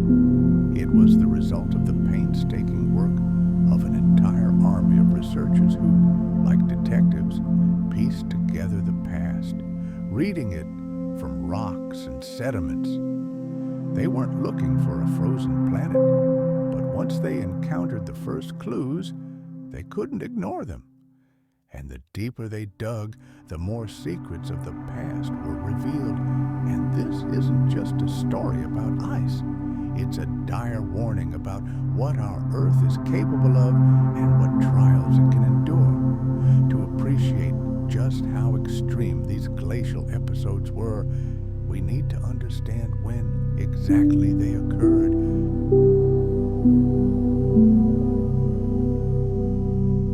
They weren't short-lived catastrophes, but protracted agony that could last hundreds of millions of years. Sudden storms or sudden freezes are but a pale shadow of the events that unfolded on the planet over an eternity. These weren't just chapters in geological history. They shaped entire eras when the planet balanced on a knife's edge between survival and total extinction. All these events took place during the Neoproterozoic era, one of the most mysterious periods in Earth's history.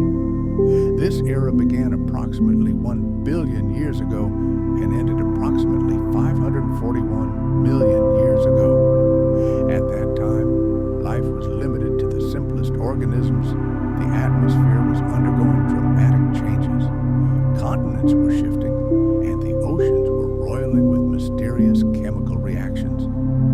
And then, between 720 and 635 million years ago, something truly momentous happened. The world experienced at least two major global glaciations, known as the Sturt and Marinoan. The first, the Sturt glaciation, began about 717 million years ago and lasted a full 50 million years. Imagine, glaciers reached the equator, and the average surface temperature of the planet plummeted so low that ice covered virtually every centimeter of land and sea. Ocean currents, the drivers of climate, ground to a halt. If life flickered at all, it was only in isolated oases, sheltered from the icy breath of the outside world. But worst of all was the cold.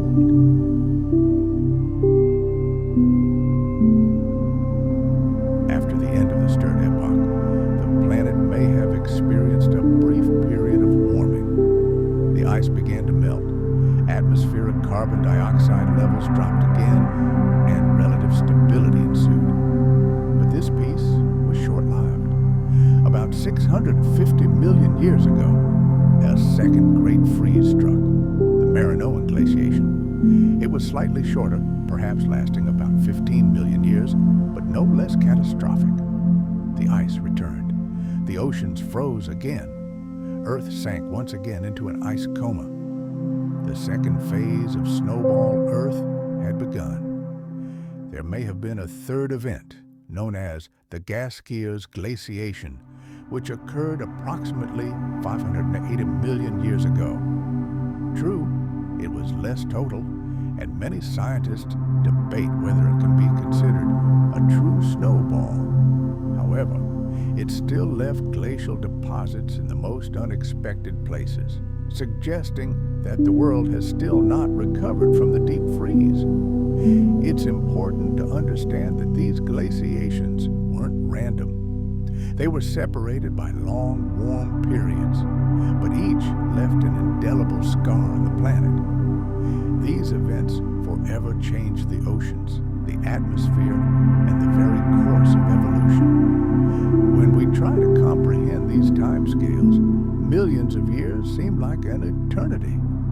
These time frames may seem distant and abstract, but let's try to grasp their scale. Let's go back in time. The entire history of our species, from our earliest ancestors to modern humans, spans approximately 2 million years.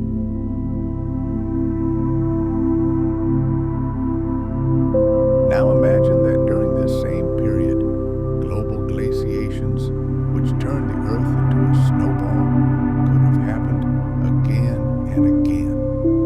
Each such event was a catastrophe, stretching out over millions of years. It was an apocalypse in slow motion, with the world inexorably covered in ice and life, holding its breath, clinging to the slightest chance, enduring and biding its time. How were scientists able to peer so far into the past and establish the chronology of these chilling events? Using advanced dating techniques, they had access to tiny crystals, veritable time capsules known as zircons.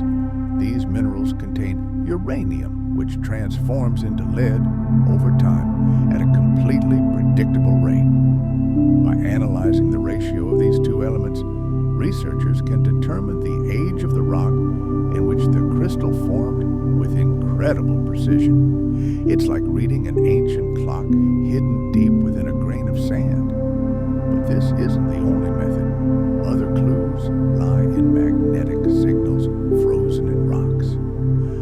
ago, when these rocks were molten lava, the minerals they contained aligned themselves like compass needles along the Earth's magnetic field. As they cooled, they forever sealed this direction. By studying these ancient magnetic lines, scientists are reconstructing the map of the world as it looked hundreds of millions of years ago. And here's the amazing thing. They discovered that glacial deposits from those eras formed at the equator in the warmest latitudes on the planet.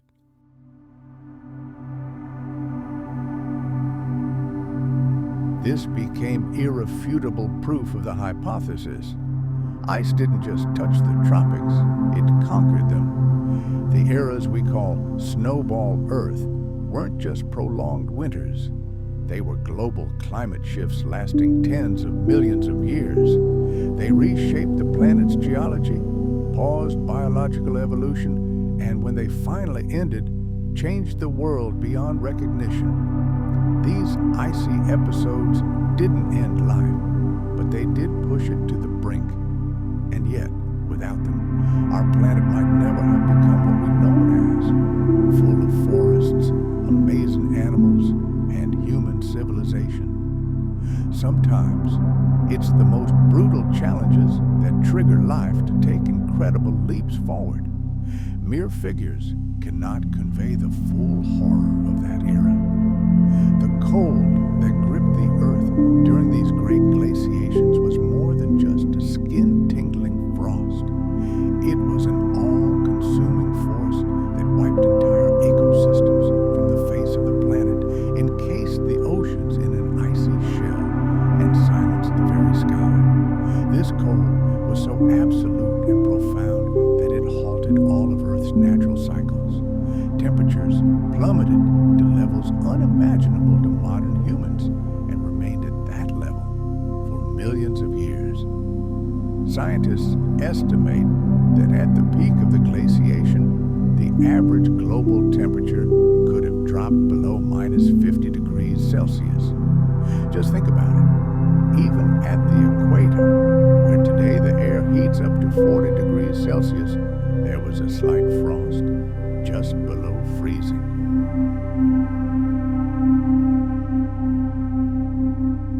At first glance, this may not seem so terrible, but it was enough to create impenetrable ice sheets even in the warmest corners of the globe. These glaciers were eternal, majestic, and merciless. On the continents, they could be several kilometers thick. They raised mountain ranges and dragged gigantic boulders behind them, plowing the face of the planet. In the oceans, the ice stretched from horizon to horizon, forming a kilometer-thick barrier. It completely blocked sunlight, halted the exchange of gases between the water and the atmosphere, and stopped all movement. The Earth's surface became a giant mirror, reflecting the sun's rays back into space. This only intensified the cold, trapping the planet in an icy shell from which there seemed no escape.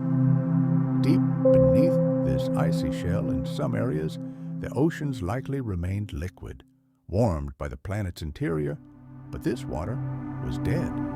Neither wind nor currents could stir it. It became a stagnant, dark, and nearly oxygen-deprived broth. For the microscopic life forms that inhabited this eternal darkness, it was not a matter of thriving, but simply surviving. All they could do was hide, endure, and wait. The atmosphere itself changed too. When ice covered almost all the land, the chemical exchange between the air and the planet's surface was disrupted. Greenhouse gas levels, primarily carbon dioxide, which is normally absorbed by rocks and plants, began to slowly rise.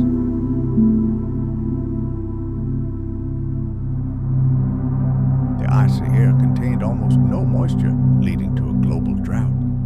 Snowstorms became extremely rare. Precipitation was virtually non-existent.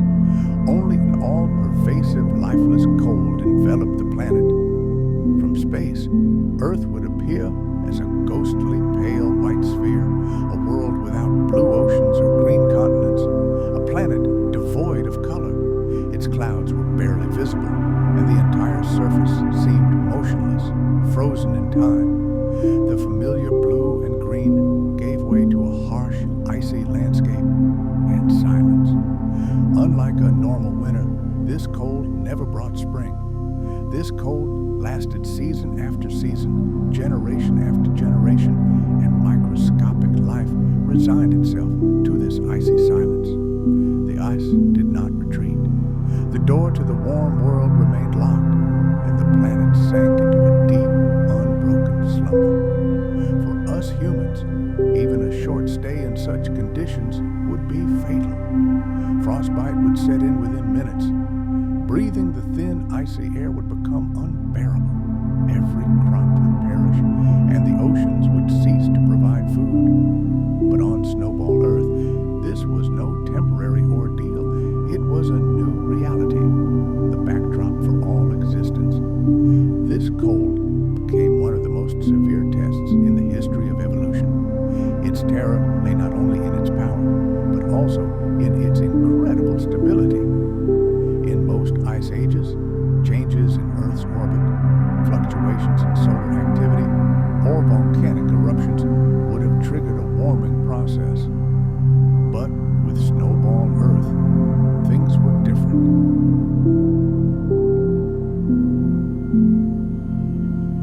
The deadly feedback loop proved too powerful. White ice reflected sunlight, preventing it from warming the surface.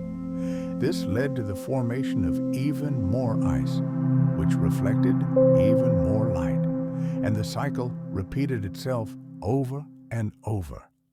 Once the planet entered this state, there were virtually no natural escape routes. Radical measures were needed.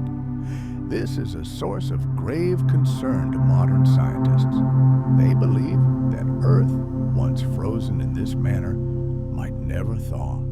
If not for the slow but steady accumulation of greenhouse gases from volcanic activity, which for millions of years released carbon dioxide into the atmosphere, our world might have remained a frozen globe forever.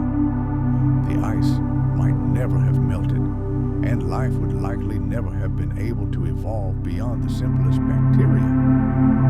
Earth risked becoming yet another lifeless world in the vast expanses of the solar system. The cold of Snowball Earth wasn't just a low temperature. It was a powerful force that crushed life itself, reshaped ecosystems, and deprived the planet of its ability to breathe. This cold altered the contours of the continents, the chemical composition of the oceans, and brought all life to the brink of extinction. Our world is not just a fragile system, but also an incredibly balanced one.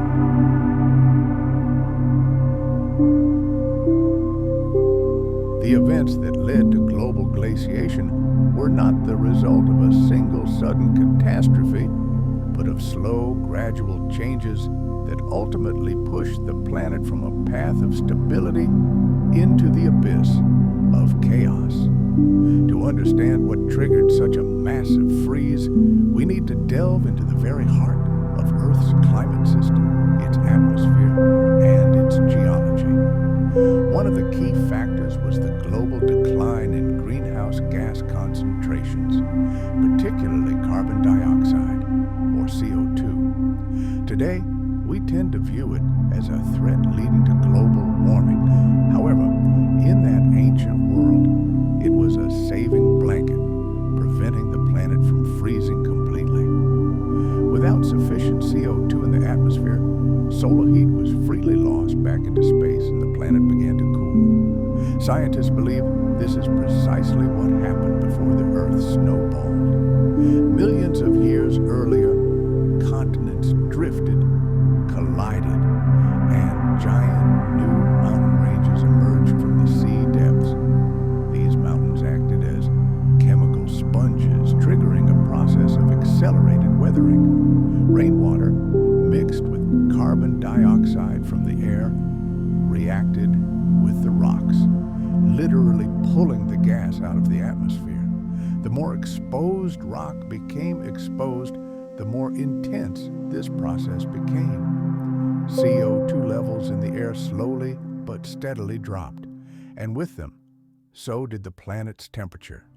Some theories suggest that the location of the supercontinent, possibly an early version of Pangaea, near the equator, played a decisive role.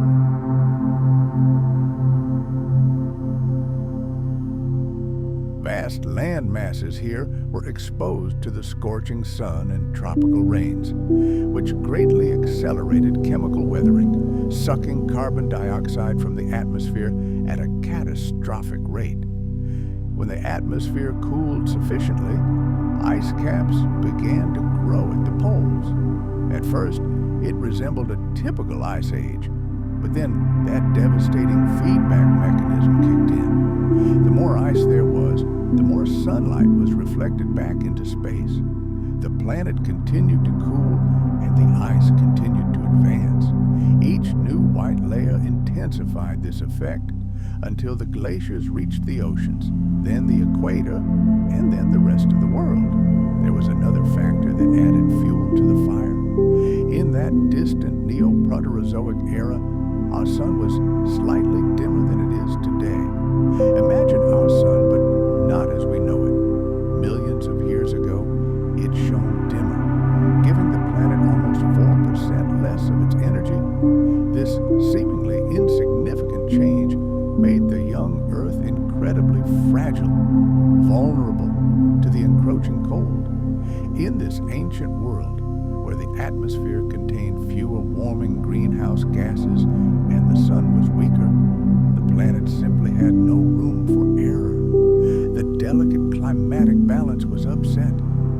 Any event, even the most insignificant, could have been the very trigger that would set off an irreversible chain reaction of global glaciation.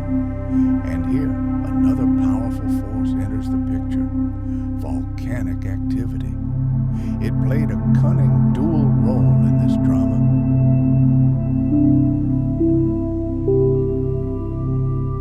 On the one hand, when erupting, volcanoes released carbon dioxide into the atmosphere, which was supposed to warm the planet. But on the other, they spewed gigantic clouds of ash and aerosols into the sky. These particles acted like a giant mirror, reflecting precious sunlight back into space and contributing to even greater cooling. Just imagine the scene: a series of powerful eruptions that filled the sky with billions of reflective particles.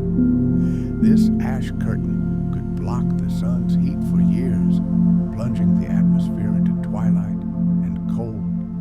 And if such a cataclysm occurred during an already unstable period, it would be more than enough to give the planet the final push into the icy abyss, turning it into a giant snowball.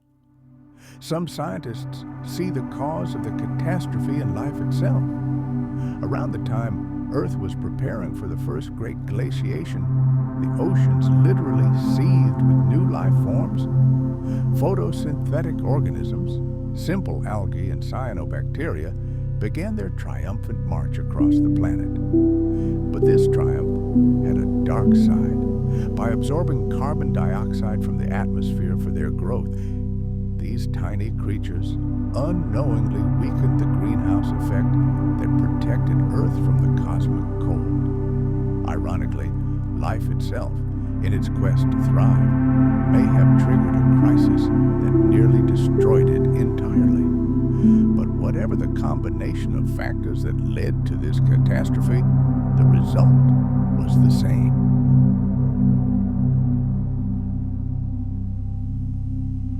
The planet's climate system broke loose, and the cooling became unstoppable.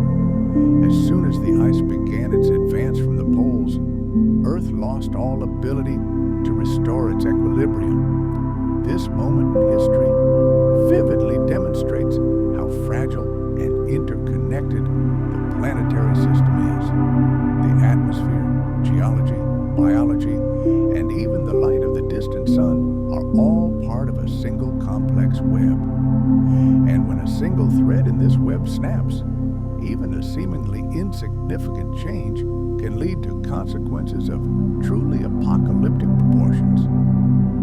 The era of Snowball Earth became not just a lesson in the power of cold, but a dire warning of how sensitive our planet is to change. The Earth has always balanced on a knife's edge, on the fine line between scorching heat and freezing cold. However, in the Neoproterozoic era, this fragile balance was irrevocably disrupted.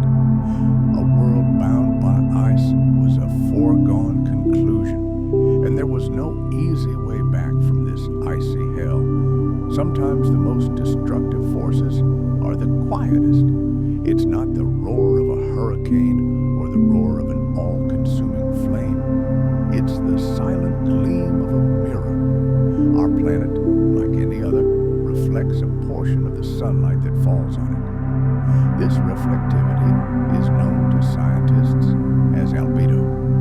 And during the great glaciations, albedo became the silent weapon that turned a simple cooling into a rampant freeze, nearly wiping out life from the face of Earth. Our planet's surface reflects sunlight unevenly.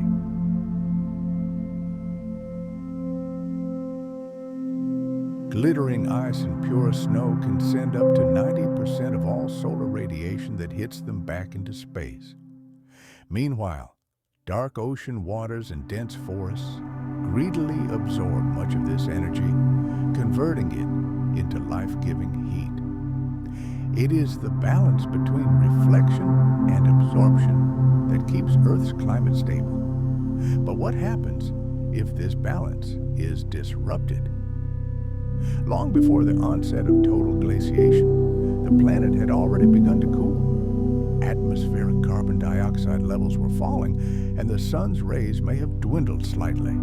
The first ice caps began to form at the poles. And with the advent of these glaciers, a sinister mechanism was triggered. The planetary albedo began to rise. As the ice spread further and further from the poles, more and more sunlight was reflected back into space. With less and less energy remaining on Earth, it became colder. And the colder it got, the more ice formed. It was a vicious cycle, a deadly feedback loop hidden within the Earth's climate system itself. The more the planet cooled, the more it reflected sunlight. And the more it reflected, the faster it cooled. Scientists believe there was a critical point when the ice cap reached a latitude of approximately 30 degrees from the equator. The point of no return was passed. Complete, total glaciation began. The oceans froze to the very bottom, and the continents were hidden under kilometers of ice.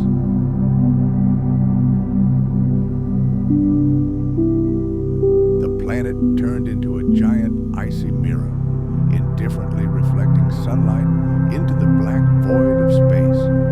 Unlike other natural cycles, this process was virtually irreversible.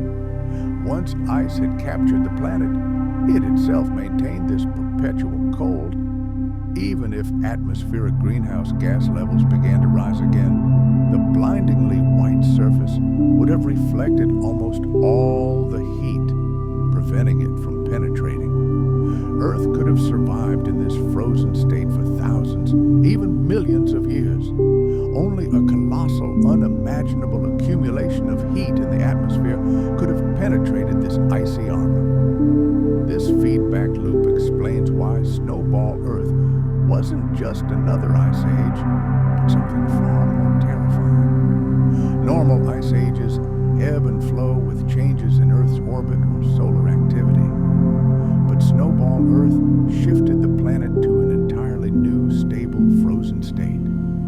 Even the tropical oceans were frozen solid, and every hour, every day, sunlight simply bounced off the surface, failing to warm the world below. The oceans, sealed beneath an impenetrable shell of ice, lost all connection with the atmosphere. The winds died down, the mighty ocean current stalled, and gas exchange ceased. Heat no longer circulated around the planet. Life sheltering at the bottom found itself trapped in isolated oases, separated by kilometers of ice and eternal darkness. The Earth became more than just cold. It became deathly quiet.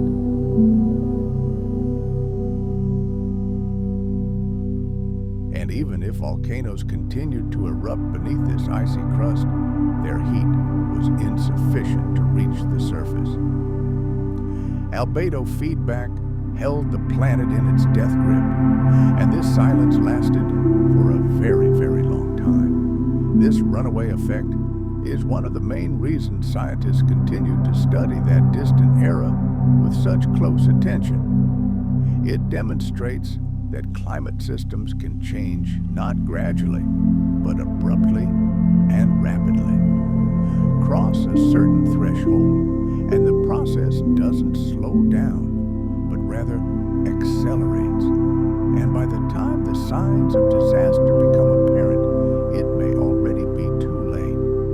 The albedo feedback was a trap nature itself had prepared for itself, a hidden mechanism simply waiting for the right conditions to activate. And when that happened, the Earth was covered in ice from pole to pole. It was not the most vocal, but it was the most effective force in trapping the planet in its icy embrace for millions of years.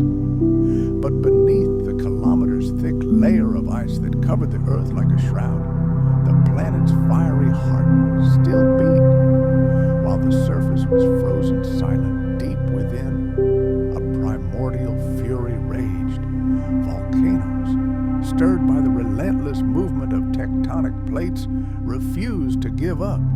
They flared in the darkness beneath glaciers and frozen seas, and it was these fiery giants that were destined to change everything. For millions of years during the snowball Earth periods, the planet remained an icy wasteland.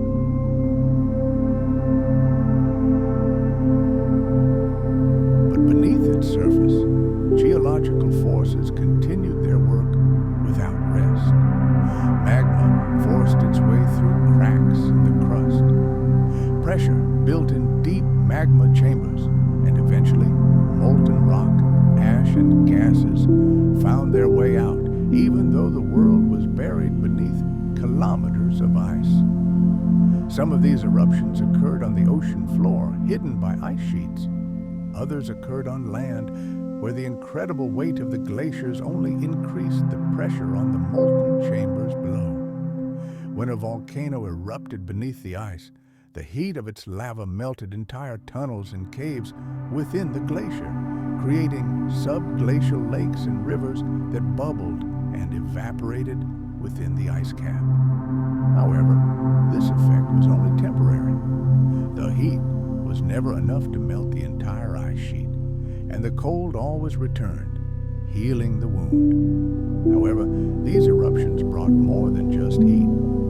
They released gases into the atmosphere, and the most important of these gases was carbon dioxide. Volcanoes are one of the most powerful sources of this gas on Earth, but under normal conditions, it is constantly involved in the cycle. The weathering of rocks absorbs it from the atmosphere. However, during the snowball Earth, when all the continents were reliably covered in ice, this process virtually stopped, and the carbon dioxide simply had nowhere to go. It began to accumulate. Typically, carbon dioxide emitted by volcanoes dissolves in rainwater and reacts chemically with exposed rock.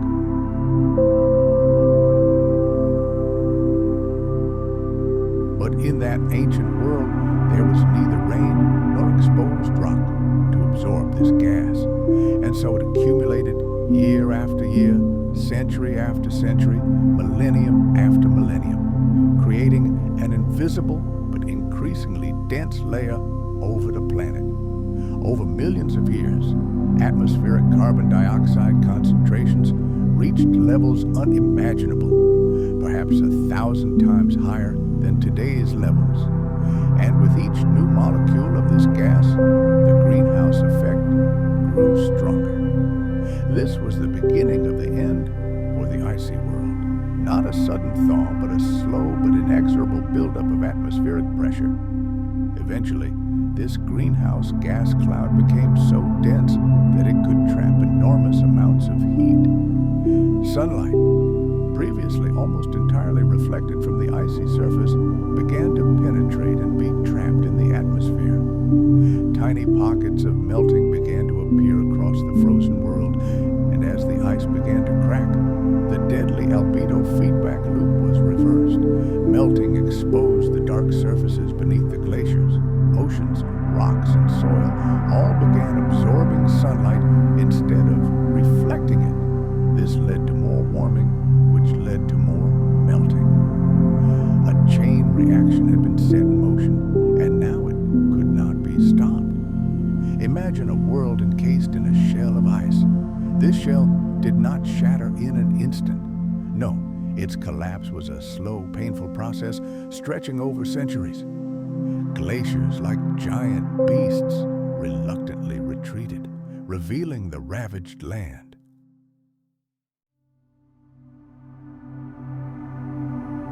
The oceans, long silent, icy wastes, finally breathed freely, and rain fell upon the planet, the first in tens of thousands of years. Finally, after an eternity of cold, the earth could breathe again. All this time, while the eternal cold reigned on the surface, a fiery heartbeat deep within the earth. The volcanoes never gave up. Their tireless work, their patient, methodical releases of gases into the atmosphere over millennia, became the only weapon that could break the icy grip. It was no instant salvation, no miracle. It was a long, grueling war of attrition in which the planet created the conditions for its own healing. And then, when the scales finally tipped in its favor, the world awoke from its lethargy. However, this awakening was brutal. The end of the Great Ice Age brought no peaceful spring. The colossal amount of carbon dioxide accumulated in the atmosphere triggered a greenhouse effect of unprecedented intensity. Temperatures soared to extreme levels. Oceans freed from ice literally boiled, releasing dissolved gases. Monstrous floods caused by the rapid melting of ice caps swept across the continents. Streams of fresh water gushed into saltwater seas, disrupting ancient currents and radically altering the chemical composition of the world's oceans. Overnight, the Earth transformed from an icy globe into a scorching hothouse, experiencing perhaps the most abrupt and dramatic climate transition in its entire history.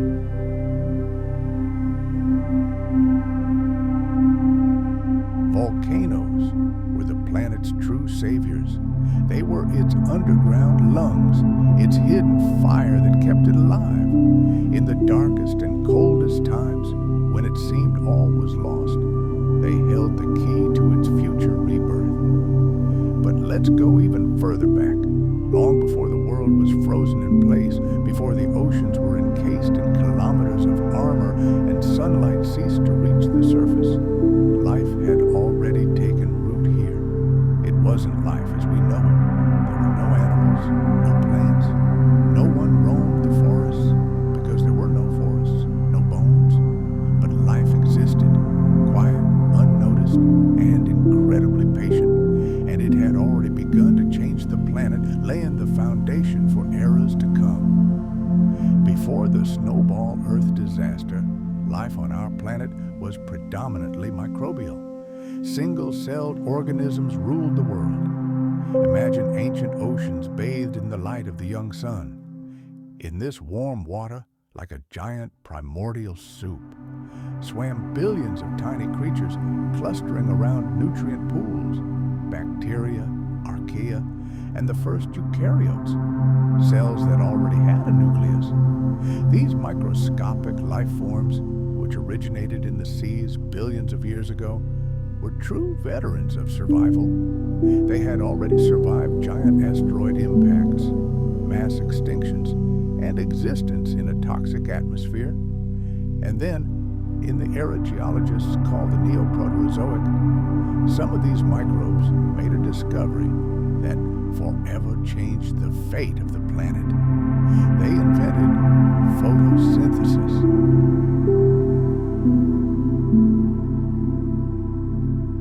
This process was truly revolutionary.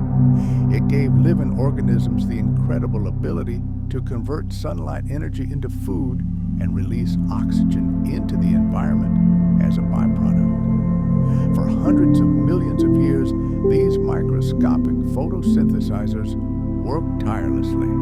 They transformed the Earth's atmosphere, slowly but surely saturating it with oxygen and making the world increasingly habitable for more complex life forms. They formed enormous colonies known as stromatolites. These living carpets of cyanobacteria covered the shallows, greedily absorbing the sun's rays and literally forging a new world. The chemical composition of the oceans began to change dramatically. This process, known as the Great Oxidation Event, began long before the global glaciation, but it was in the Neoproterozoic that its effects became truly noticeable. Rising oxygen levels in water and the atmosphere triggered the evolution of more complex cells. The first organisms with nuclei and complex internal structures appeared, the distant ancestors of absolutely all modern animals, plants, and fungi.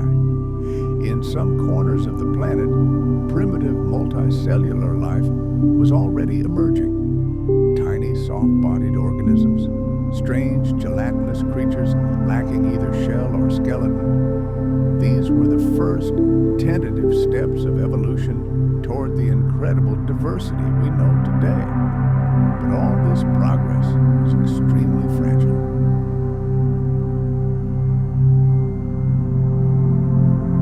The biosphere was still very young, and nature was conducting numerous experiments in an attempt to find balance. The vast majority of these first complex organisms were entirely dependent on the ocean's surface, where there was ample light, heat, and energy. In those distant times, ecosystems were tiny and vulnerable, as the planet itself was nutrient poor. Life simmered only where sunlight penetrated, where currents brought food, and where gas exchange between the ocean and the atmosphere oxygenated the water. But another world existed. In the impenetrable darkness of the ocean depths around hydrothermal vents, a unique life teemed. Not a single ray of light ever penetrated here. These communities thrived thanks to chemosynthetic organisms. Instead of solar energy, they used chemical reactions, obtaining food from compounds emitted from the Earth's depths. They evolved in complete isolation from surface ecosystems, and despite their small numbers, were incredibly resilient, adapting to the monstrous pressures, high temperatures, and eternal darkness. But before Earth became a frozen globe, the vast majority of living things depended on the sun. Photosynthetic organisms needed open water, and the first complex cells needed sunlight to sustain themselves. In the era preceding the Great Ice Age, life was already thriving. The seafloor was covered with microbial mats. Shallow coastal zones were filled with algae, and plankton dominated the sunlit upper layers of the ocean.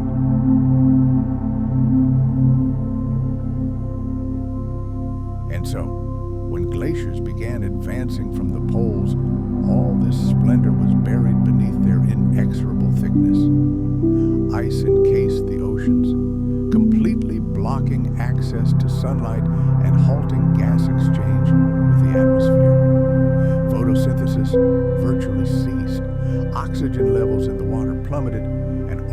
complex life, barely having had time to emerge, was on the brink of total annihilation. Fossil evidence from that era is extremely scarce. This isn't because life was absent, but because the organisms of that time lacked hard body parts capable of preserving themselves for millions of years. All that remains are faint imprints in ancient rocks, chemical traces of biological activity, and microscopic fossils of individual cells. These scattered fragments tell us that life was preparing for a veritable explosion of diversity.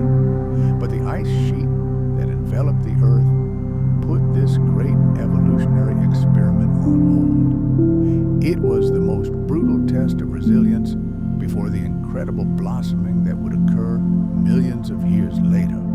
Life before the glaciers arrived was tiny, simple, and fragile, but it was also incredibly resilient. It had already survived billions of years of chaos, and even as the glaciers advanced and the world plunged into darkness, life sought a way to survive. As ice closed over the oceans and the sky darkened with perpetual clouds, life on Earth faced its most severe challenge in its history. The planet's surface became silent.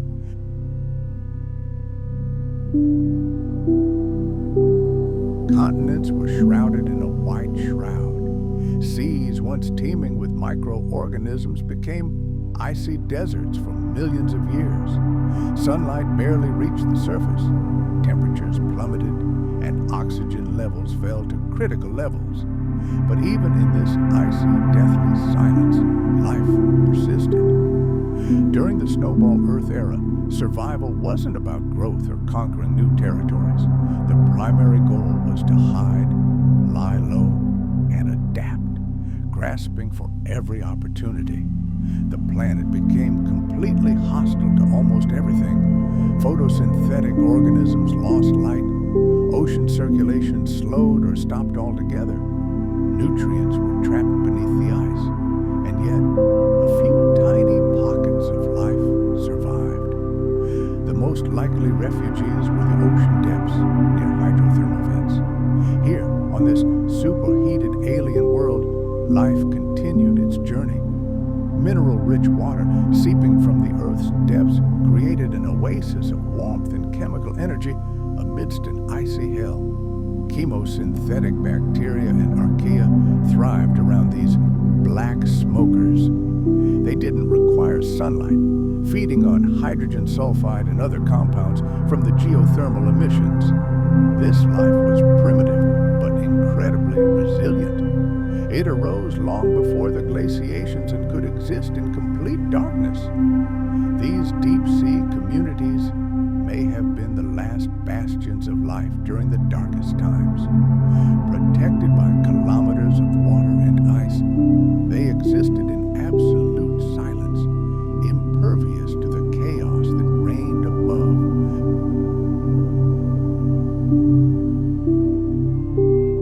Their survival is proof that not all life on Earth depends on the sky. But the ocean depths weren't the only refuge.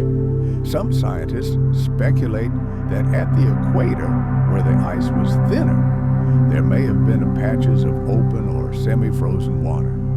These thawed patches could have provided homes for other organisms. They may have emerged where the sun's rays were most direct, or where geothermal heat from the ocean floor prevented the water from freezing completely. Photosynthesis could have continued in these tiny oases. Microbial mats may have survived just beneath the ice surface, capturing the meager light that penetrated. Moreover, life could have found refuge even within the ice itself. In so-called cryoconite pits, small depressions filled with meltwater, dust, and microbes. Such structures form on modern glaciers today. If something similar existed back then, these pits could have served as microscopic arcs, supporting life isolated within the ice and nourished by stray rays of sunlight and dust particles. They would have been tiny islands of life in a vast world of cold. And beneath the continental glaciers, subglacial lakes may have existed. They were kept from freezing by the colossal pressure of the ice mass above and geothermal heat coming from below. These isolated bodies of water could also have become the last refuge of ancient life. Imagine the pressure of a kilometer-thick ice shell so great that it could melt the ice at its very base.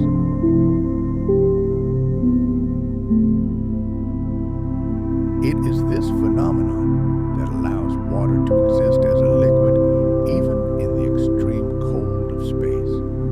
In these subglacial lakes cut off from the world, microbial life could have existed in complete isolation for millions of years, pursuing its own slow evolutionary path in eternal darkness. And there, in the bottomless depths of the ocean, where not a single molecule of oxygen remains, anaerobic microbes, amazing organisms that require neither light nor air to survive, could have found refuge. These unique life forms, true masters of survival in extreme conditions, would have made an invaluable contribution to preserving the spark of life during that icy age. However, on the surface, things were different. The vast majority of terrestrial organisms were likely doomed. They perished during long, endless periods of freezing temperatures, depriving them of the bare necessities: light for photosynthesis, warmth for life, and nutrients for growth. Their mass extinction triggered a catastrophic collapse, derailing the entire food chain. The oceans, once teeming with life, became a silent biological desert. In this dead world, only the most resilient and undemanding microbes remained, capable of surviving the apocalypse. During this global catastrophe, known as Snowball Earth, a lack of oxygen became yet another deadly test for all life. Photosynthesis, the great engine of life, almost completely halted. Oxygen production ceased.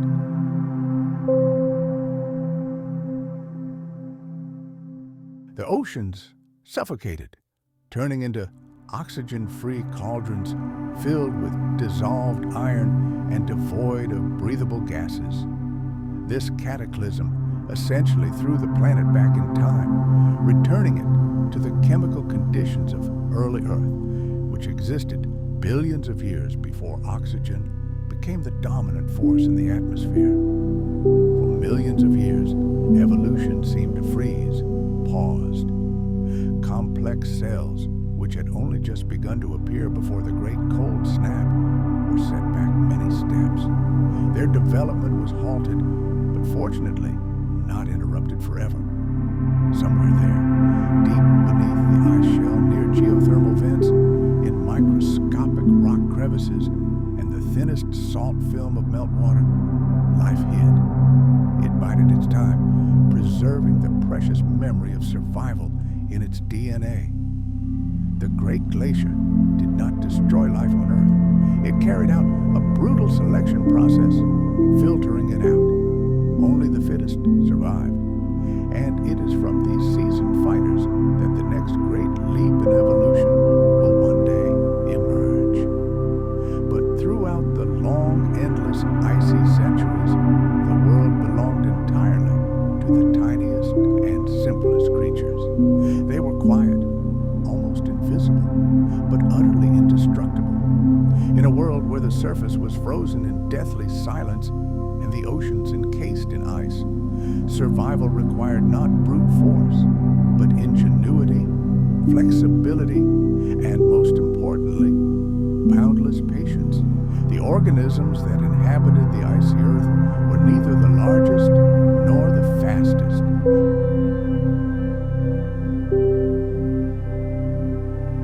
They were the only ones who managed to slow their metabolism, enter suspended animation, and adapt to the harshest conditions our planet had ever seen. The first and foremost survival strategy was isolation. life retreated to the few refuges where the cold couldn't reach. Hydrothermal vents on the ocean floor, a kind of underwater volcano, were among the safest places. Here, superheated, mineral-rich fluids erupted from fissures in the seafloor, creating a stable oasis of warmth and energy amidst the frozen planet. The microbes that swarmed around these black smokers employed a unique strategy: chemosynthesis.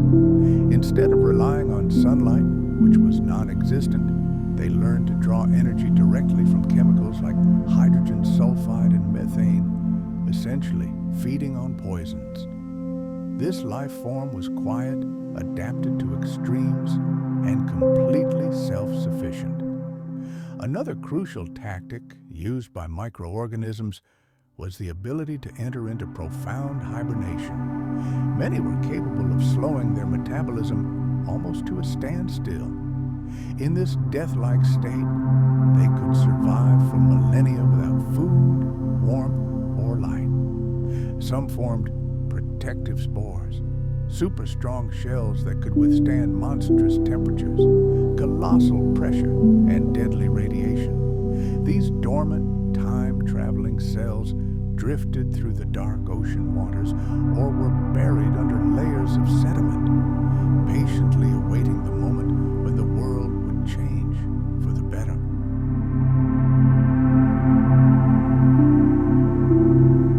In the thin layers of equatorial ice, where a little dim sunlight still penetrated, sparse and fragile microbial mats could have formed. During the brief moments when the sun broke through the icy shroud, these organisms managed to continue photosynthesis. Some of them were likely psychrophiles, cold-loving microbes that thrive in extremely low temperatures. Their modern descendants can be found in Antarctic sea ice and deep glacial lakes. During the snowball Earth, their ancient ancestors may have been the last active producers of oxygen and nutrients on the entire planet. Life also adapted, forming true communities. Microbial colonies survived much more effectively together than alone. They huddled together in dense groups, creating so-called biofilms, slimy protective layers. These living shields helped retain precious moisture, share resources, and create a more stable microenvironment than the icy hell outside. Some of these biofilms could form directly within the ice, in the pores of rocks, or under thin layers of seafloor sediments, where weak geothermal heat still reached. In subglacial lakes, trapped in meltwater beneath the ice, a completely new survival strategy emerged: chemical waste recycling. These hidden bodies of water were isolated from the surface for millions of years. However, the microbial life within them was able to create completely closed cycles in which the waste of one organism became food for another.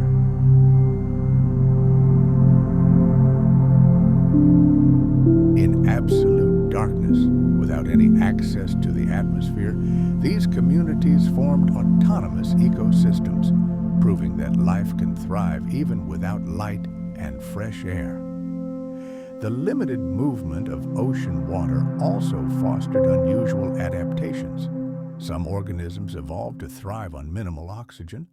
Others switched entirely to fermentation processes or chemical reactions that could occur without it. In these anoxic zones, the ancient chemistry of life revived processes that were normal billions of years ago, before oxygen became common. It was a kind of journey back in time, a return to the most ancient and fundamental modes of survival. Even life itself may have changed. Smaller organisms adapt much more easily to extreme conditions. They require fewer resources, can reproduce more quickly, and find refuge in microscopic cracks, where larger creatures are barred. During the ice globe era, tiny size became a colossal advantage. Those who were able to replicate their DNA in permafrost conditions passed on traits that would later become the basis for a new evolutionary explosion. Life on Earth was forged in the harsh cold and perpetual darkness of a planet completely encased in glaciers. Survival wasn't simply a physical process. It required incredible chemical, ecological, and evolutionary adaptations.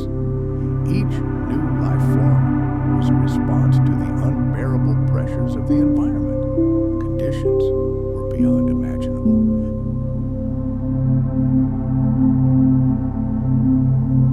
No sunlight, no fresh oxygen, no nutrient cycling, no seasonal cycles, only endless cold, darkness, and deafening silence. But even in these hellish conditions, the foundations of future resilience were born. Flexibility, cooperation, and the ability to wait. Life didn't try to confront the ice cap head on. It found ways to survive, using it as shelter and hiding in its crevices. These survival strategies became the foundation for everything that followed. When the glaciers finally melted and the oceans opened to the sun again, it was the descendants of these hidden survivors who reclaimed the planet. Over time, they evolved into more complex forms, more beautiful and powerful than Earth had ever seen. New life was even emerging on the surface of the glaciers themselves, among the endless ice sheets where perpetual cold reigns and life seems impossible. Small dark spots could be found. From a distance, they resembled random specks of dirt, but upon closer inspection, they revealed a completely different story. These spots, called cryoconite pits, are tiny depressions formed by meltwater and filled with dark sediments and living microbes. During the snowball Earth, they may have been some of the last sunlit refuges for life on the entire planet. A cryoconite pit forms when dark particles, such as volcanic ash, dust, or microscopic debris, settle on the surface of the ice.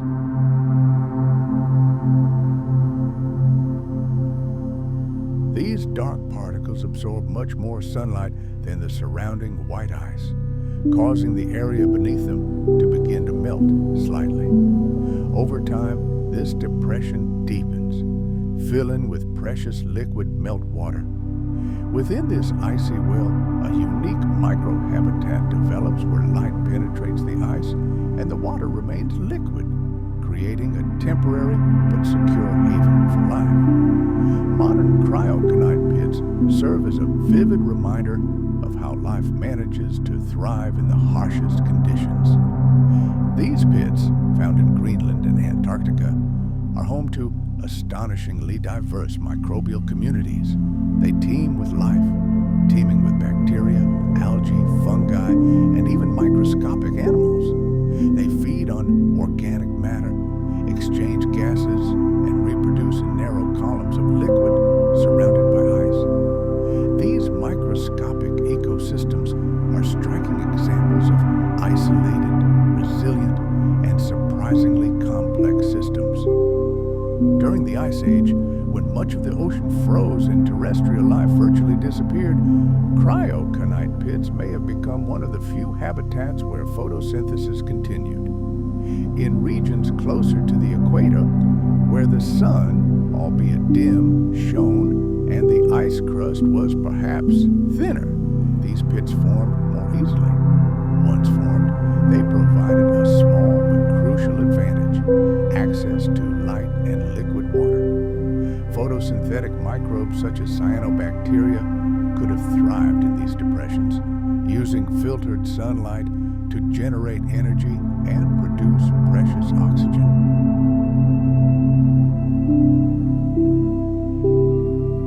And although the water was icy, it remained liquid, protected from complete freezing by the ice itself that surrounded it. These dark grains carried not only heat, but also precious cargo.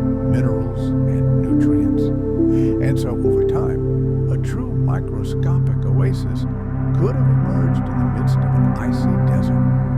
Before us, a self-sufficient ecosystem is forming, fed by the meager light of the sun and reliably protected from the deadly cold by a thick layer of transparent ice. Let's be honest, these cryoconite ecosystems, as scientists call them, weren't ubiquitous. Far from it. They were rare, incredibly fragile refuges constantly on the brink of destruction. Any glacial movement, a new layer of snowfall, or an anomalous cold snap could destroy this small world forever. And yet, even a small number of such oases were of colossal importance for the future of the planet. They became a kind of life preserver, the last bastions that gave key organisms a chance to survive the most merciless stages of global glaciation. Let's dive inside such a cryoconite pit. Here, life flickers in a layer of water just a few millimeters thick. The temperature teeters on the brink of freezing around 0 degrees Celsius. Oxygen is catastrophically low, and there are barely enough nutrients to support even the most primitive processes. But what's striking is that these conditions are painfully similar to those we see today in the most extreme corners of our planet.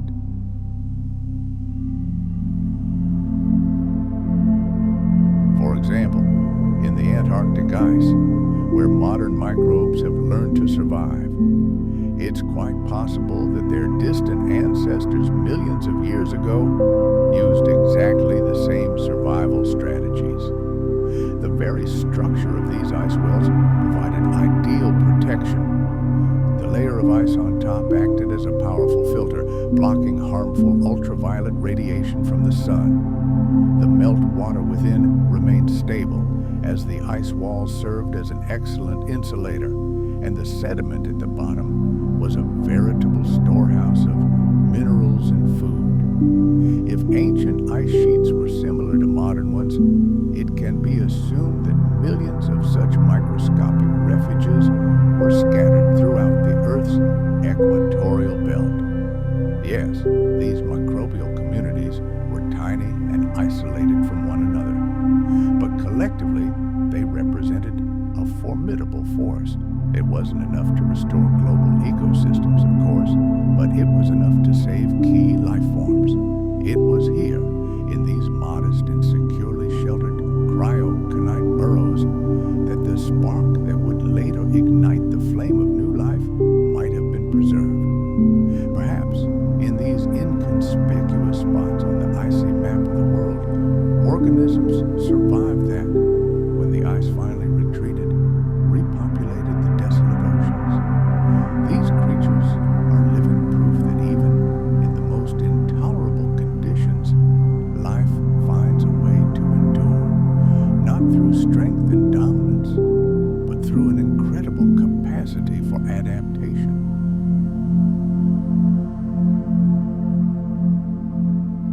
In the great saga of Snowball Earth, cryoconite burrows were more than just shelters. Imagine them as the smoldering embers of a giant bonfire buried beneath the snow. Tiny, isolated sparks, patiently awaiting their moment beneath the icy shroud. And when the great thaw finally arrives, it will be these sparks that will help reignite the flame of life across the planet. When the entire planet froze and the oceans disappeared under kilometers of ice, one seemingly simple, yet in fact terrifying, question hung in the air. What happened to photosynthesis? If it stopped, how could life continue at all? The answer to this question is ambiguous, but it exists, and it reveals just how close our world came to the brink of total biological extinction. After all, photosynthesis isn't just a biological process. It's the fundamental engine of almost all complex life on Earth. It converts sunlight energy into food, allowing organisms to grow and develop. And as a byproduct, it oxygenates the atmosphere. Without it, the oceans would suffocate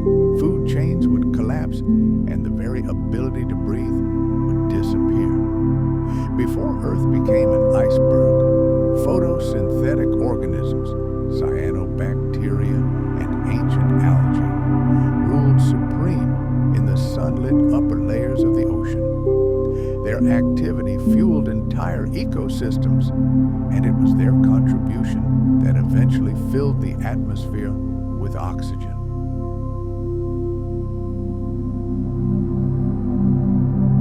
These invisible microscopic factories floating in the water literally reshaped the face of the entire planet. However, with the arrival of the Great Cold, sunlight was the first to be hit. The expanding ice sheet acted like a giant mirror, reflecting more and more heat back into space.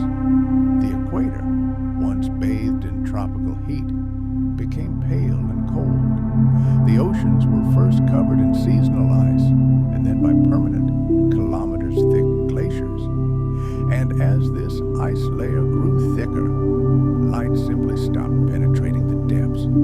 The surface was plunged into darkness. Photosynthesis froze. In the vast majority of parts of the planet, it likely ceased entirely. Beneath the impenetrable thickness of glaciers and frozen seas, sunlight could no longer reach the microbial communities and algae that once carpeted the shallows. This primary energy source was cut off, and so, for millions of years, photosynthetic life was forced to retreat or perish. But not everywhere. Scientists today believe that hope is not entirely lost.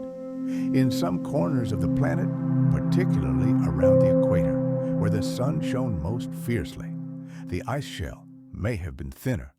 Imagine these giant translucent sheets of ice, perhaps allowing a meager, ghostly light to penetrate. Life could have clung to these fragile and isolated patches, perhaps heated by geothermal heat from the ocean floor. Here, beneath the opaque ice dome, a faint glow could have lingered.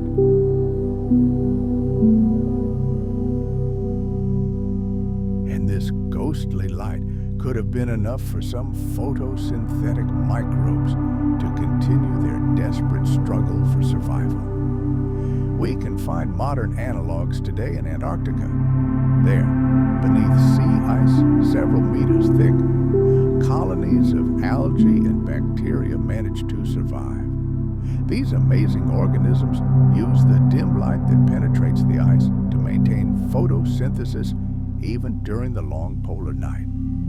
It's quite possible that their ancient ancestors adapted to the conditions of icy Earth in a similar way, learning to capture every available photon of light and developing systems capable of operating in near total darkness.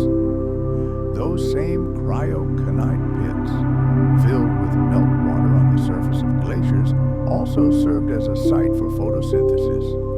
Although these pools were tiny and isolated, they contained everything they needed: liquid water, nutrients, and most importantly, light. In these conditions, cyanobacteria and other microbes could grow slowly but surely, sustaining their life processes and producing precious oxygen. Some researchers go even further, suggesting that giant cracks in sea ice formed by wind or ocean currents may have served as temporary windows. Through them, sunlight could have penetrated directly into the water. These narrow ice canyons could have supported brief but vibrant blooms of life, providing a source of energy and food for microbial communities.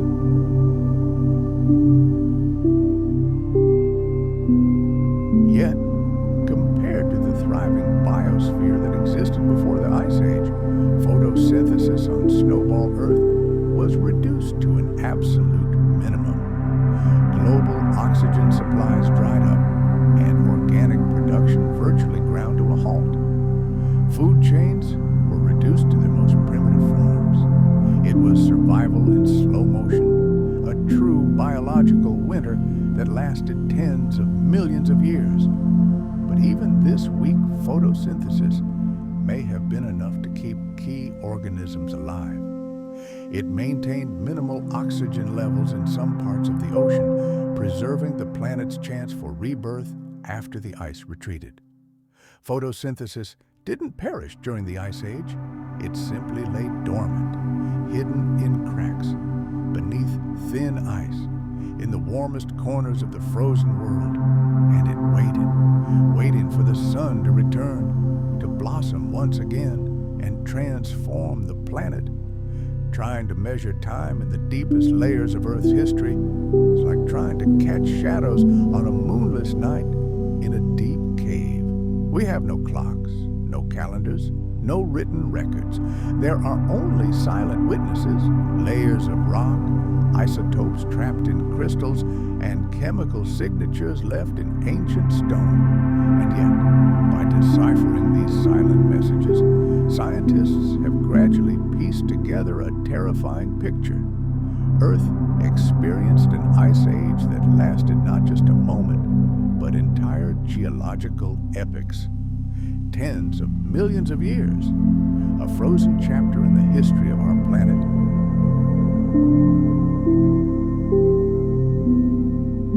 The two most brutal glaciations, known as the Sturtian and Meridian, lasted approximately 50 and 15 million years, respectively.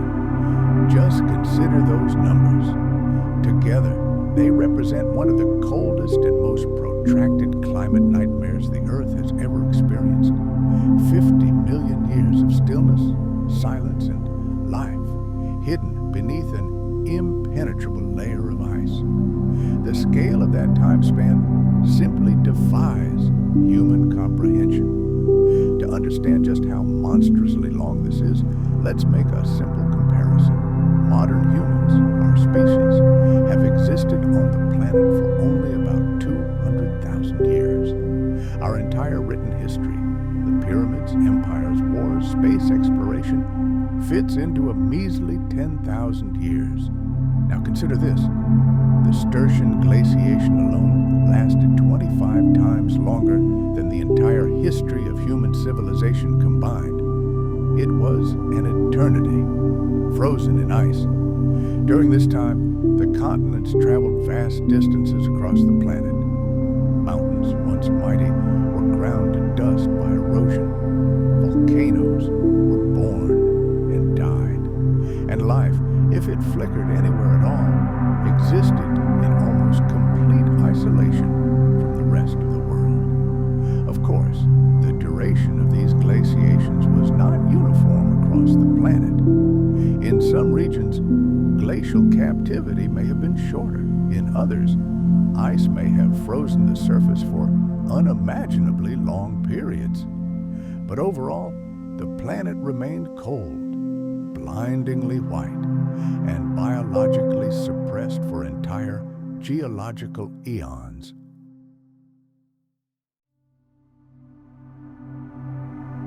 How did scientists peer so far into the past? They use a remarkable technique known as radiometric dating. In layers of volcanic ash buried above and below glacial deposits, they find microscopic zircon crystals. These crystals are veritable time capsules. Trapped within them are radioactive elements such as uranium, which decay over time and turn into lead. By studying the ratios of these elements, scientists can calculate the age of these volcanic layers with astonishing accuracy, down to several 100,000 years, and thus determine how long the Ice Age lasted. And this data convincingly proves that it was the longest and most severe freeze in Earth's history. Let's travel back in time to an era when our planet was frozen solid. The Earth's geological record contains irrefutable evidence. These ice ages were not fleeting periods of cooling. Peering deep into ancient rock formations, we discover direct evidence of this cataclysm. Massive layers of glacial tillites, a kind of stone concrete compressed by a colossal mass of ice, appear before us. These layers clearly tell us that the giant glaciers didn't simply arrive once. They advanced and retreated again and again in an endless cycle of freeze-thaw. Even at the molecular level, This era left its mark. Chemical signatures locked in carbon isotopes scream of a global disruption in the planet's life cycle that stretched over millions of years.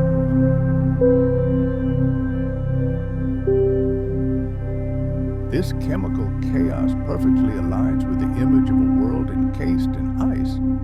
Biological activity has virtually ceased, and the process of storing organic carbon, the basis of life, has fallen to critically low levels. The fossil record confirms this grim picture.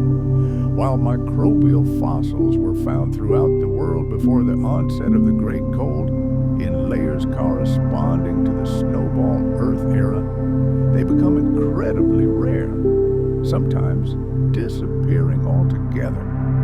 Only after the icy shackles fall do entirely new, previously unseen life forms begin to emerge in geological history, as if the planet were awakening from a long coma.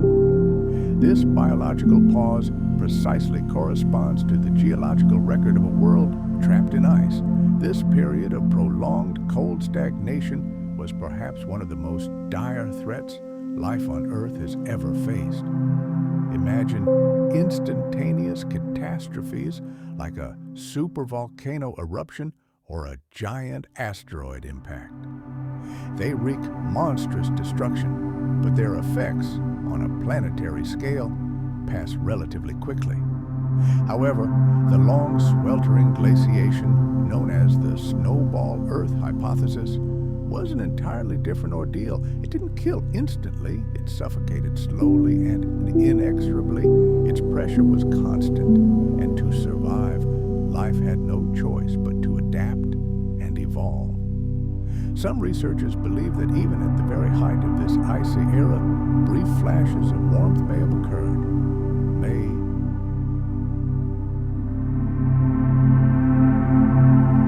These could have been brief intervals when volcanic activity would sharply increase, releasing enormous volumes of greenhouse gases into the atmosphere.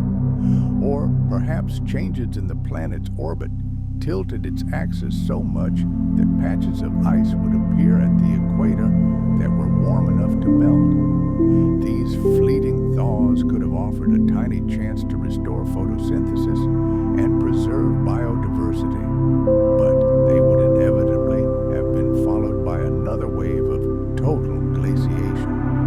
If so, the snowball Earth era could have lasted an incredibly long time. It was not a single gigantic freeze, but rather a brutal cycle involving the near total extinction of life on the planet and its fragile, barely noticeable resurgence. Amazingly, even tens of millions of years after the onset of that icy night, after an endless series of winters, the Earth found the strength to recover. The ice didn't simply retreat. Life returned with unprecedented explosive energy.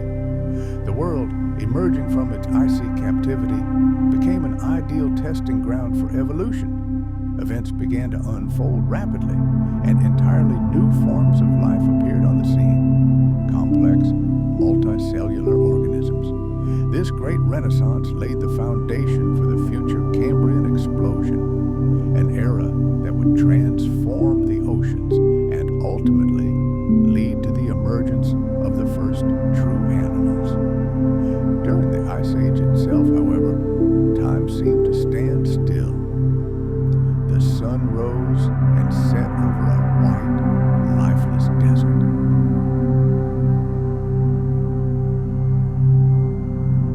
Glaciers, slowly and silently, scraped the continents beneath them. Somewhere, deep beneath the icy shell, life flickered in tiny oases.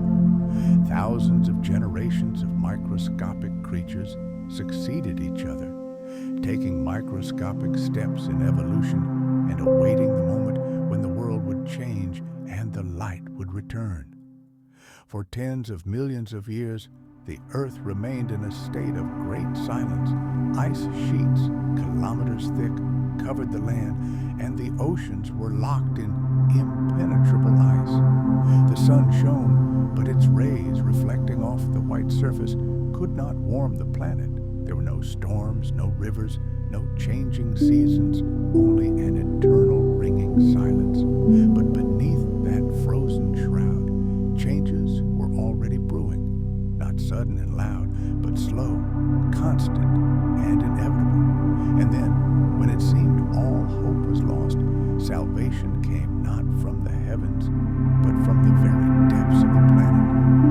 While an icy silence reigned on the surface, the fiery heart of the earth continued to beat. Deep beneath the crust, volcanoes showed no sign of giving up. They continued their tireless work. Hot magma rose from the depths, feeding underwater ridges and volcanic islands, and each eruption was accompanied by a release of carbon dioxide into the atmosphere.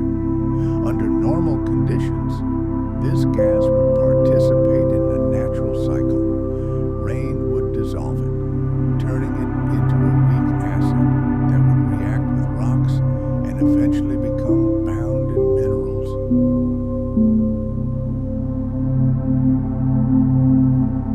But in the world of Snowball Earth, this balance was completely destroyed. The planet was buried under kilometers of ice.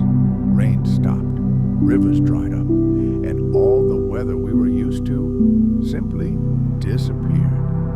As a result, the carbon dioxide that volcanoes continued to reliably pump into the atmosphere was no longer absorbed. Year after year, century after century, millennium after millennium, this invisible gas accumulated in the atmosphere. The planet slowly but surely turned into a giant cauldron, pressurizing itself. Heat that should have escaped into space was now trapped, shrouded in a growing blanket of greenhouse gases. As carbon dioxide concentrations rose, the greenhouse effect grew stronger. Sunlight, previously almost entirely reflected off the white icy surface, now began to linger in the atmosphere. The thin air began to warm, and somewhere over long-forgotten seas, the first cracks appeared in the ice shell. The melting didn't begin everywhere at once. Imagine the first cracks spreading across the icy mirror somewhere near the equator. The first patches of dark, open water, greedily absorbing the sun's heat. Each such island of life became a catalyst, accelerating the process. The albedo effect, the reflectivity of the surface that had once caused the ice apocalypse, now reversed itself and began to work against the ice. The process that had frozen the planet was now triggering its rapid awakening.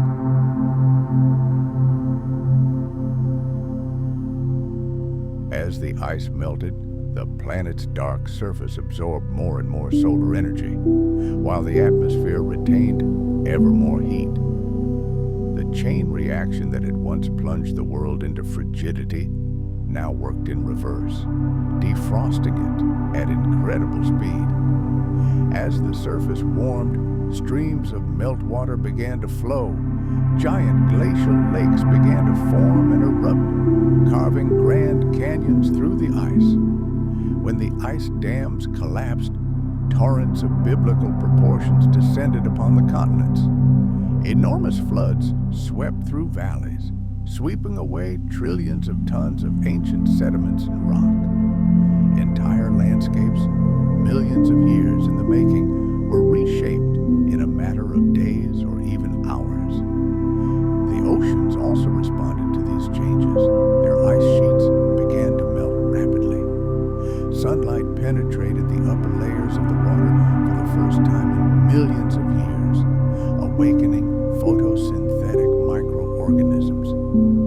Oxygen levels in the water began to rise, and nutrients locked in glaciers rushed into the ocean, triggering an explosion of plankton and a burgeoning of life.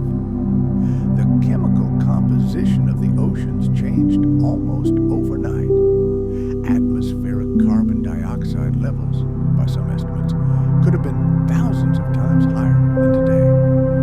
Global temperatures soared. In just a few thousand years, average global temperatures could have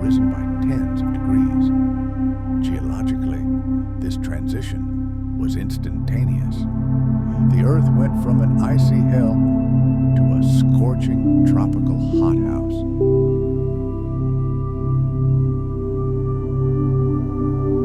A planet that had been in suspended animation for centuries suddenly came to life, but it was a brutal awakening. It was battered by tropical superstorms, acid rain, and erosion on an unprecedented scale. As the glaciers melted, sea levels rose sharply, inundating coastal plains. Streams of mud and rock debris poured into the oceans, and the Earth's crust, freed from the monstrous weight of the glaciers, was shaken by earthquakes and eruptions. It was a violent, chaotic rebirth, but at the same time, the beginning of something entirely new.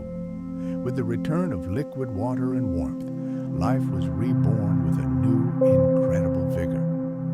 The few that had survived the Ice Age in shelters near hydrothermal vents or in subglacial lakes now emerged to the surface and became the basis for the evolution of new, more complex species. The Earth, having shed its snow cover, revealed a completely new appearance. Oxygen began to accumulate in the atmosphere again, the climate gradually stabilized, and ecosystems began to recover. The end of the snowball Earth era was more than just the melting of the ice. It was a genuine awakening of the planet itself. This crisis demonstrated that even after the most severe trials, Earth is capable of healing and becoming fertile ground for the next great stage of evolution. This global cataclysm marked a turning point, paving the way for the emergence of complexity, movement, vision, and ultimately, intelligence.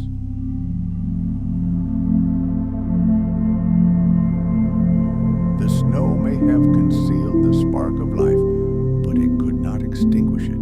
And when the ice finally cracked, the future descended upon the world with unstoppable force. Earth has always been a planet of extremes. It has shifted from tranquil seas to turbulent oceans, from parched deserts to lush jungles. But few of these transitions have been as violent and dramatic as the one that ended the Great Ice Age. In just a few geological moments, the planet went from a freezing chamber to a blazing furnace. And this transformation was not peaceful. It was accompanied by chaos, floods, and fire. As we've already seen, by the time the ice melted, the atmosphere was supersaturated with carbon dioxide. For tens of millions of years, volcanoes had been spewing it into the sky without ceasing. There were no forests on the planet to absorb it, and the weathering of rocks was halted by the ice. The gas slowly but inexorably accumulated. By the time the first rays of the sun melted the ice, the greenhouse effect was already in full swing. The albedo effect worked in reverse. The less white ice remained, the more the dark surface of the rocks and ocean absorbed sunlight. The planet began to warm rapidly, releasing even more greenhouse gases from the melting ice, such as methane locked in the permafrost. Imagine a giant carbon bomb buried deep in the permafrost and on the ocean floor. For millions of years, it bided its time, and then, with rising temperatures, the detonator detonated.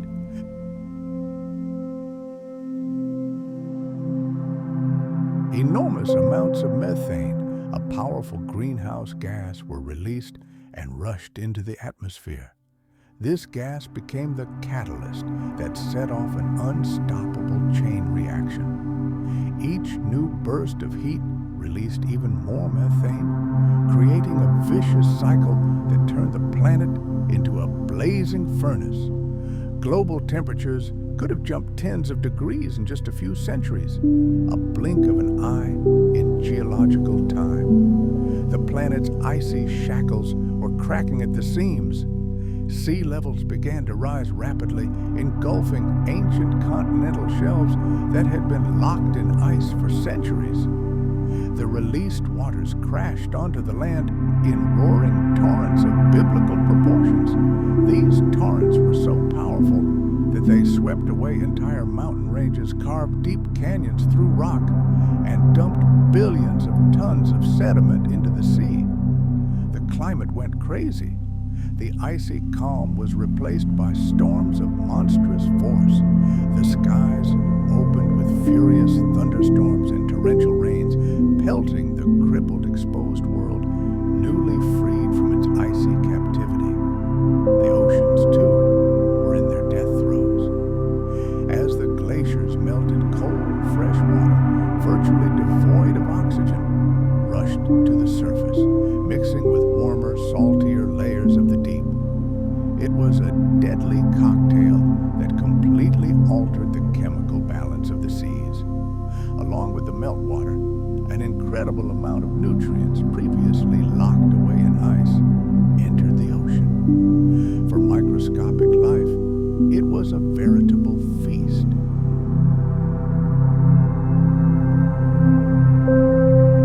These nutrients triggered an explosive growth of algae.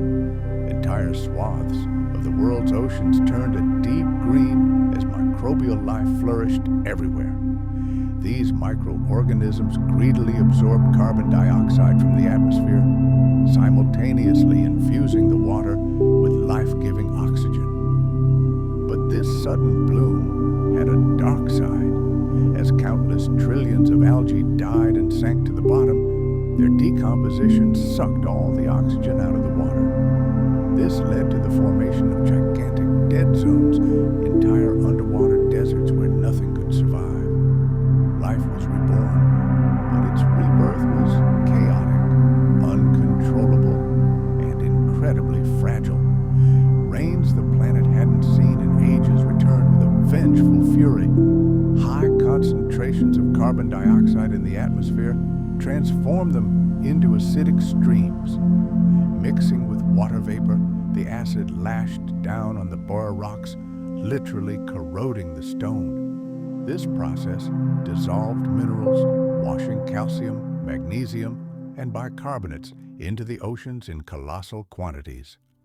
As a result, unique geological layers known as carbonate caps began to form on the seafloor. These thin, smooth layers of rock, covering ice-age deposits, serve as a stone record for us today, irrefutable proof of that global catastrophe. Earth entered a new phase of its existence, the greenhouse planet era, which could have lasted several million years. Scorched deserts likely stretched along the equator. Hurricanes of unprecedented strength ravaged coastlines.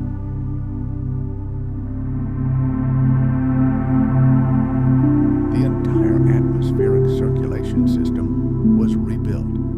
For organisms that miraculously survived the glacial apocalypse, this new scorching world proved no less a challenge than the previous one. However, it was precisely this instability that opened the door to the future. The intense chemical weathering of rocks caused by acid rain also had a positive effect. It began slowly removing carbon dioxide from the atmosphere, gradually cooling the planet. Simultaneously, thanks to the vigorous activity of algae, oxygen levels in the atmosphere and oceans steadily increased. This created conditions for the development of more complex forms of metabolism and opened up new ecological niches around the world. The continents and seas were coming to life. The few who survived the icy hell found themselves in a world filled with both deadly dangers and boundless possibilities. The transition from an icy globe to a scorching hothouse was more than just a climate change. It was a complete reboot of the entire planetary system, climate, chemistry, geology, and, of course, life itself. All of this intertwined in one of the most monumental transformations the Earth had ever experienced. It was an act of simultaneous destruction and creation. And in this new, superheated world, evolution, as if unshackled, surged forward.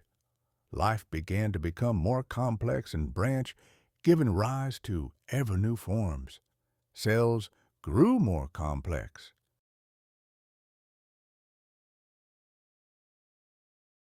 Organisms learned to unite, form colonies, specialize, and create something greater than the sum of their parts.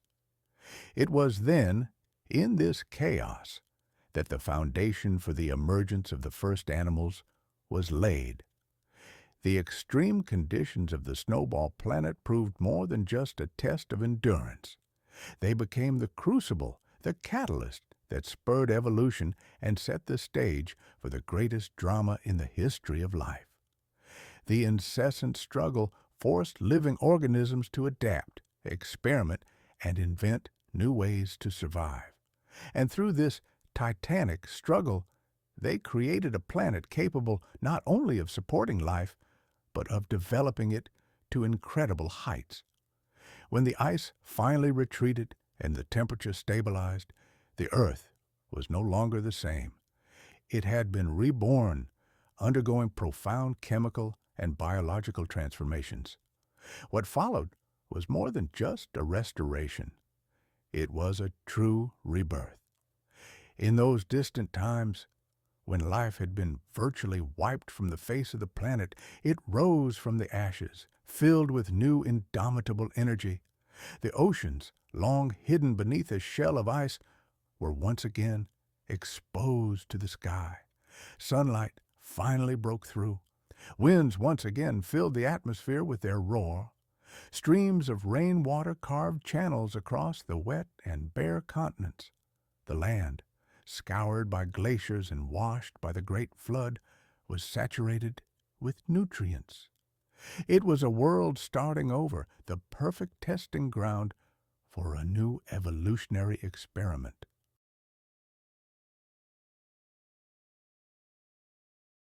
And life responded to this call. The first to take advantage of the opportunities that opened up were microbes, bacteria, and algae. Those same tiny organisms that had hidden for centuries in the subglacial darkness or survived in extreme conditions now proliferated in warm, food-rich seas. With their triumphant return, photosynthesis resumed full force. Oxygen levels in the atmosphere and oceans began to rise at unprecedented rates. The chemical basis of life, once pushed to its limits, gradually returned to normal. Nutrients released by melting glaciers and erosion poured into the seas, fueling a microbial explosion. The very base of the food chain expanded exponentially. Oxygen was produced on an industrial scale. These riotous microbial blooms changed everything. Not only the water, but the very air on the planet became increasingly breathable. But with oxygen came new evolutionary pressures. Before the Great Ice Age, life on Earth consisted primarily of simple, single-celled organisms. They were primitive and not particularly diverse. But after the global freeze, everything changed. Access to greater amounts of oxygen allowed cells to grow larger and more complex. Metabolic processes that previously required too much energy now became much more efficient. Evolution gained entirely new tools, and it was quick to put them to use. It was at this point that the fossil record began to change.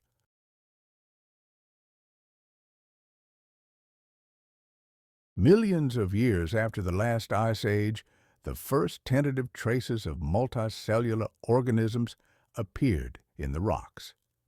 At first, these were strange, soft-bodied creatures with bizarre shapes, resembling leaves, discs, or tubes.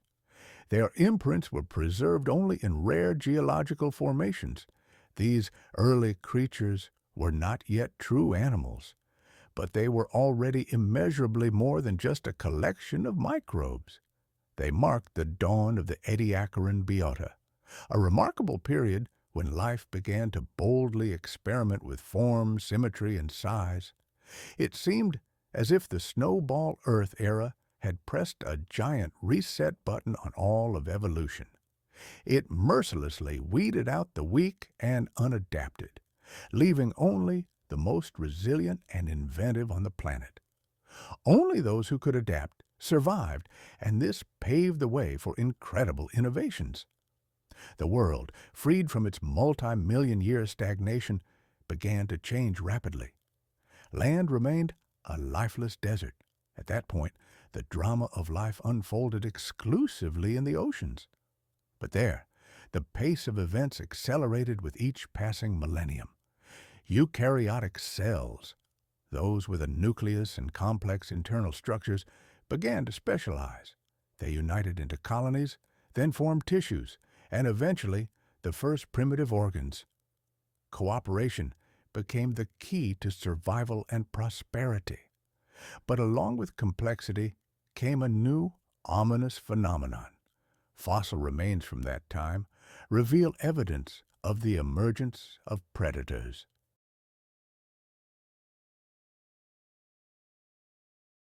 Organisms began not simply passively absorbing nutrients, they began preying on one another. This was revolutionary. An arms race between predator and prey emerged, becoming a powerful driver of evolution. Life ceased to be isolated. It learned to interact, sense, and compete. The Great Ice Age laid the foundation for the emergence of the first dynamic ecosystems. This rebirth took millions of years, but the direction was clear.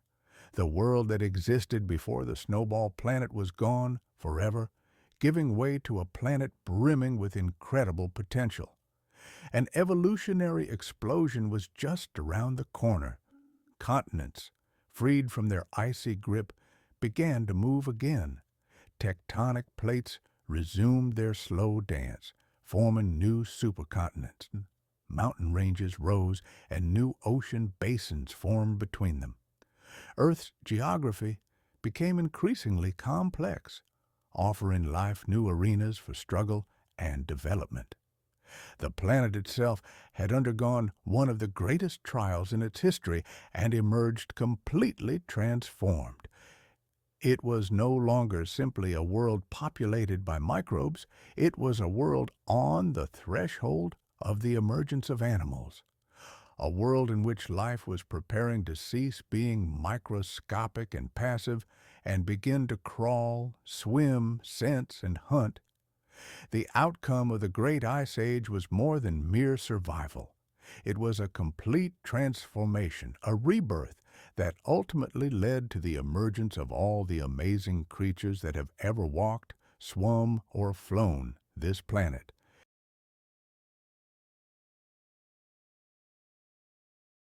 Hundreds of millions of years later, when the glaciers have long since melted, the history of snowball Earth remains etched in stone, but its traces lie not in bones or fossils, but in the strange, smooth layers of rock that cover the ancient glacial deposits, like the final signature on a great chapter of history.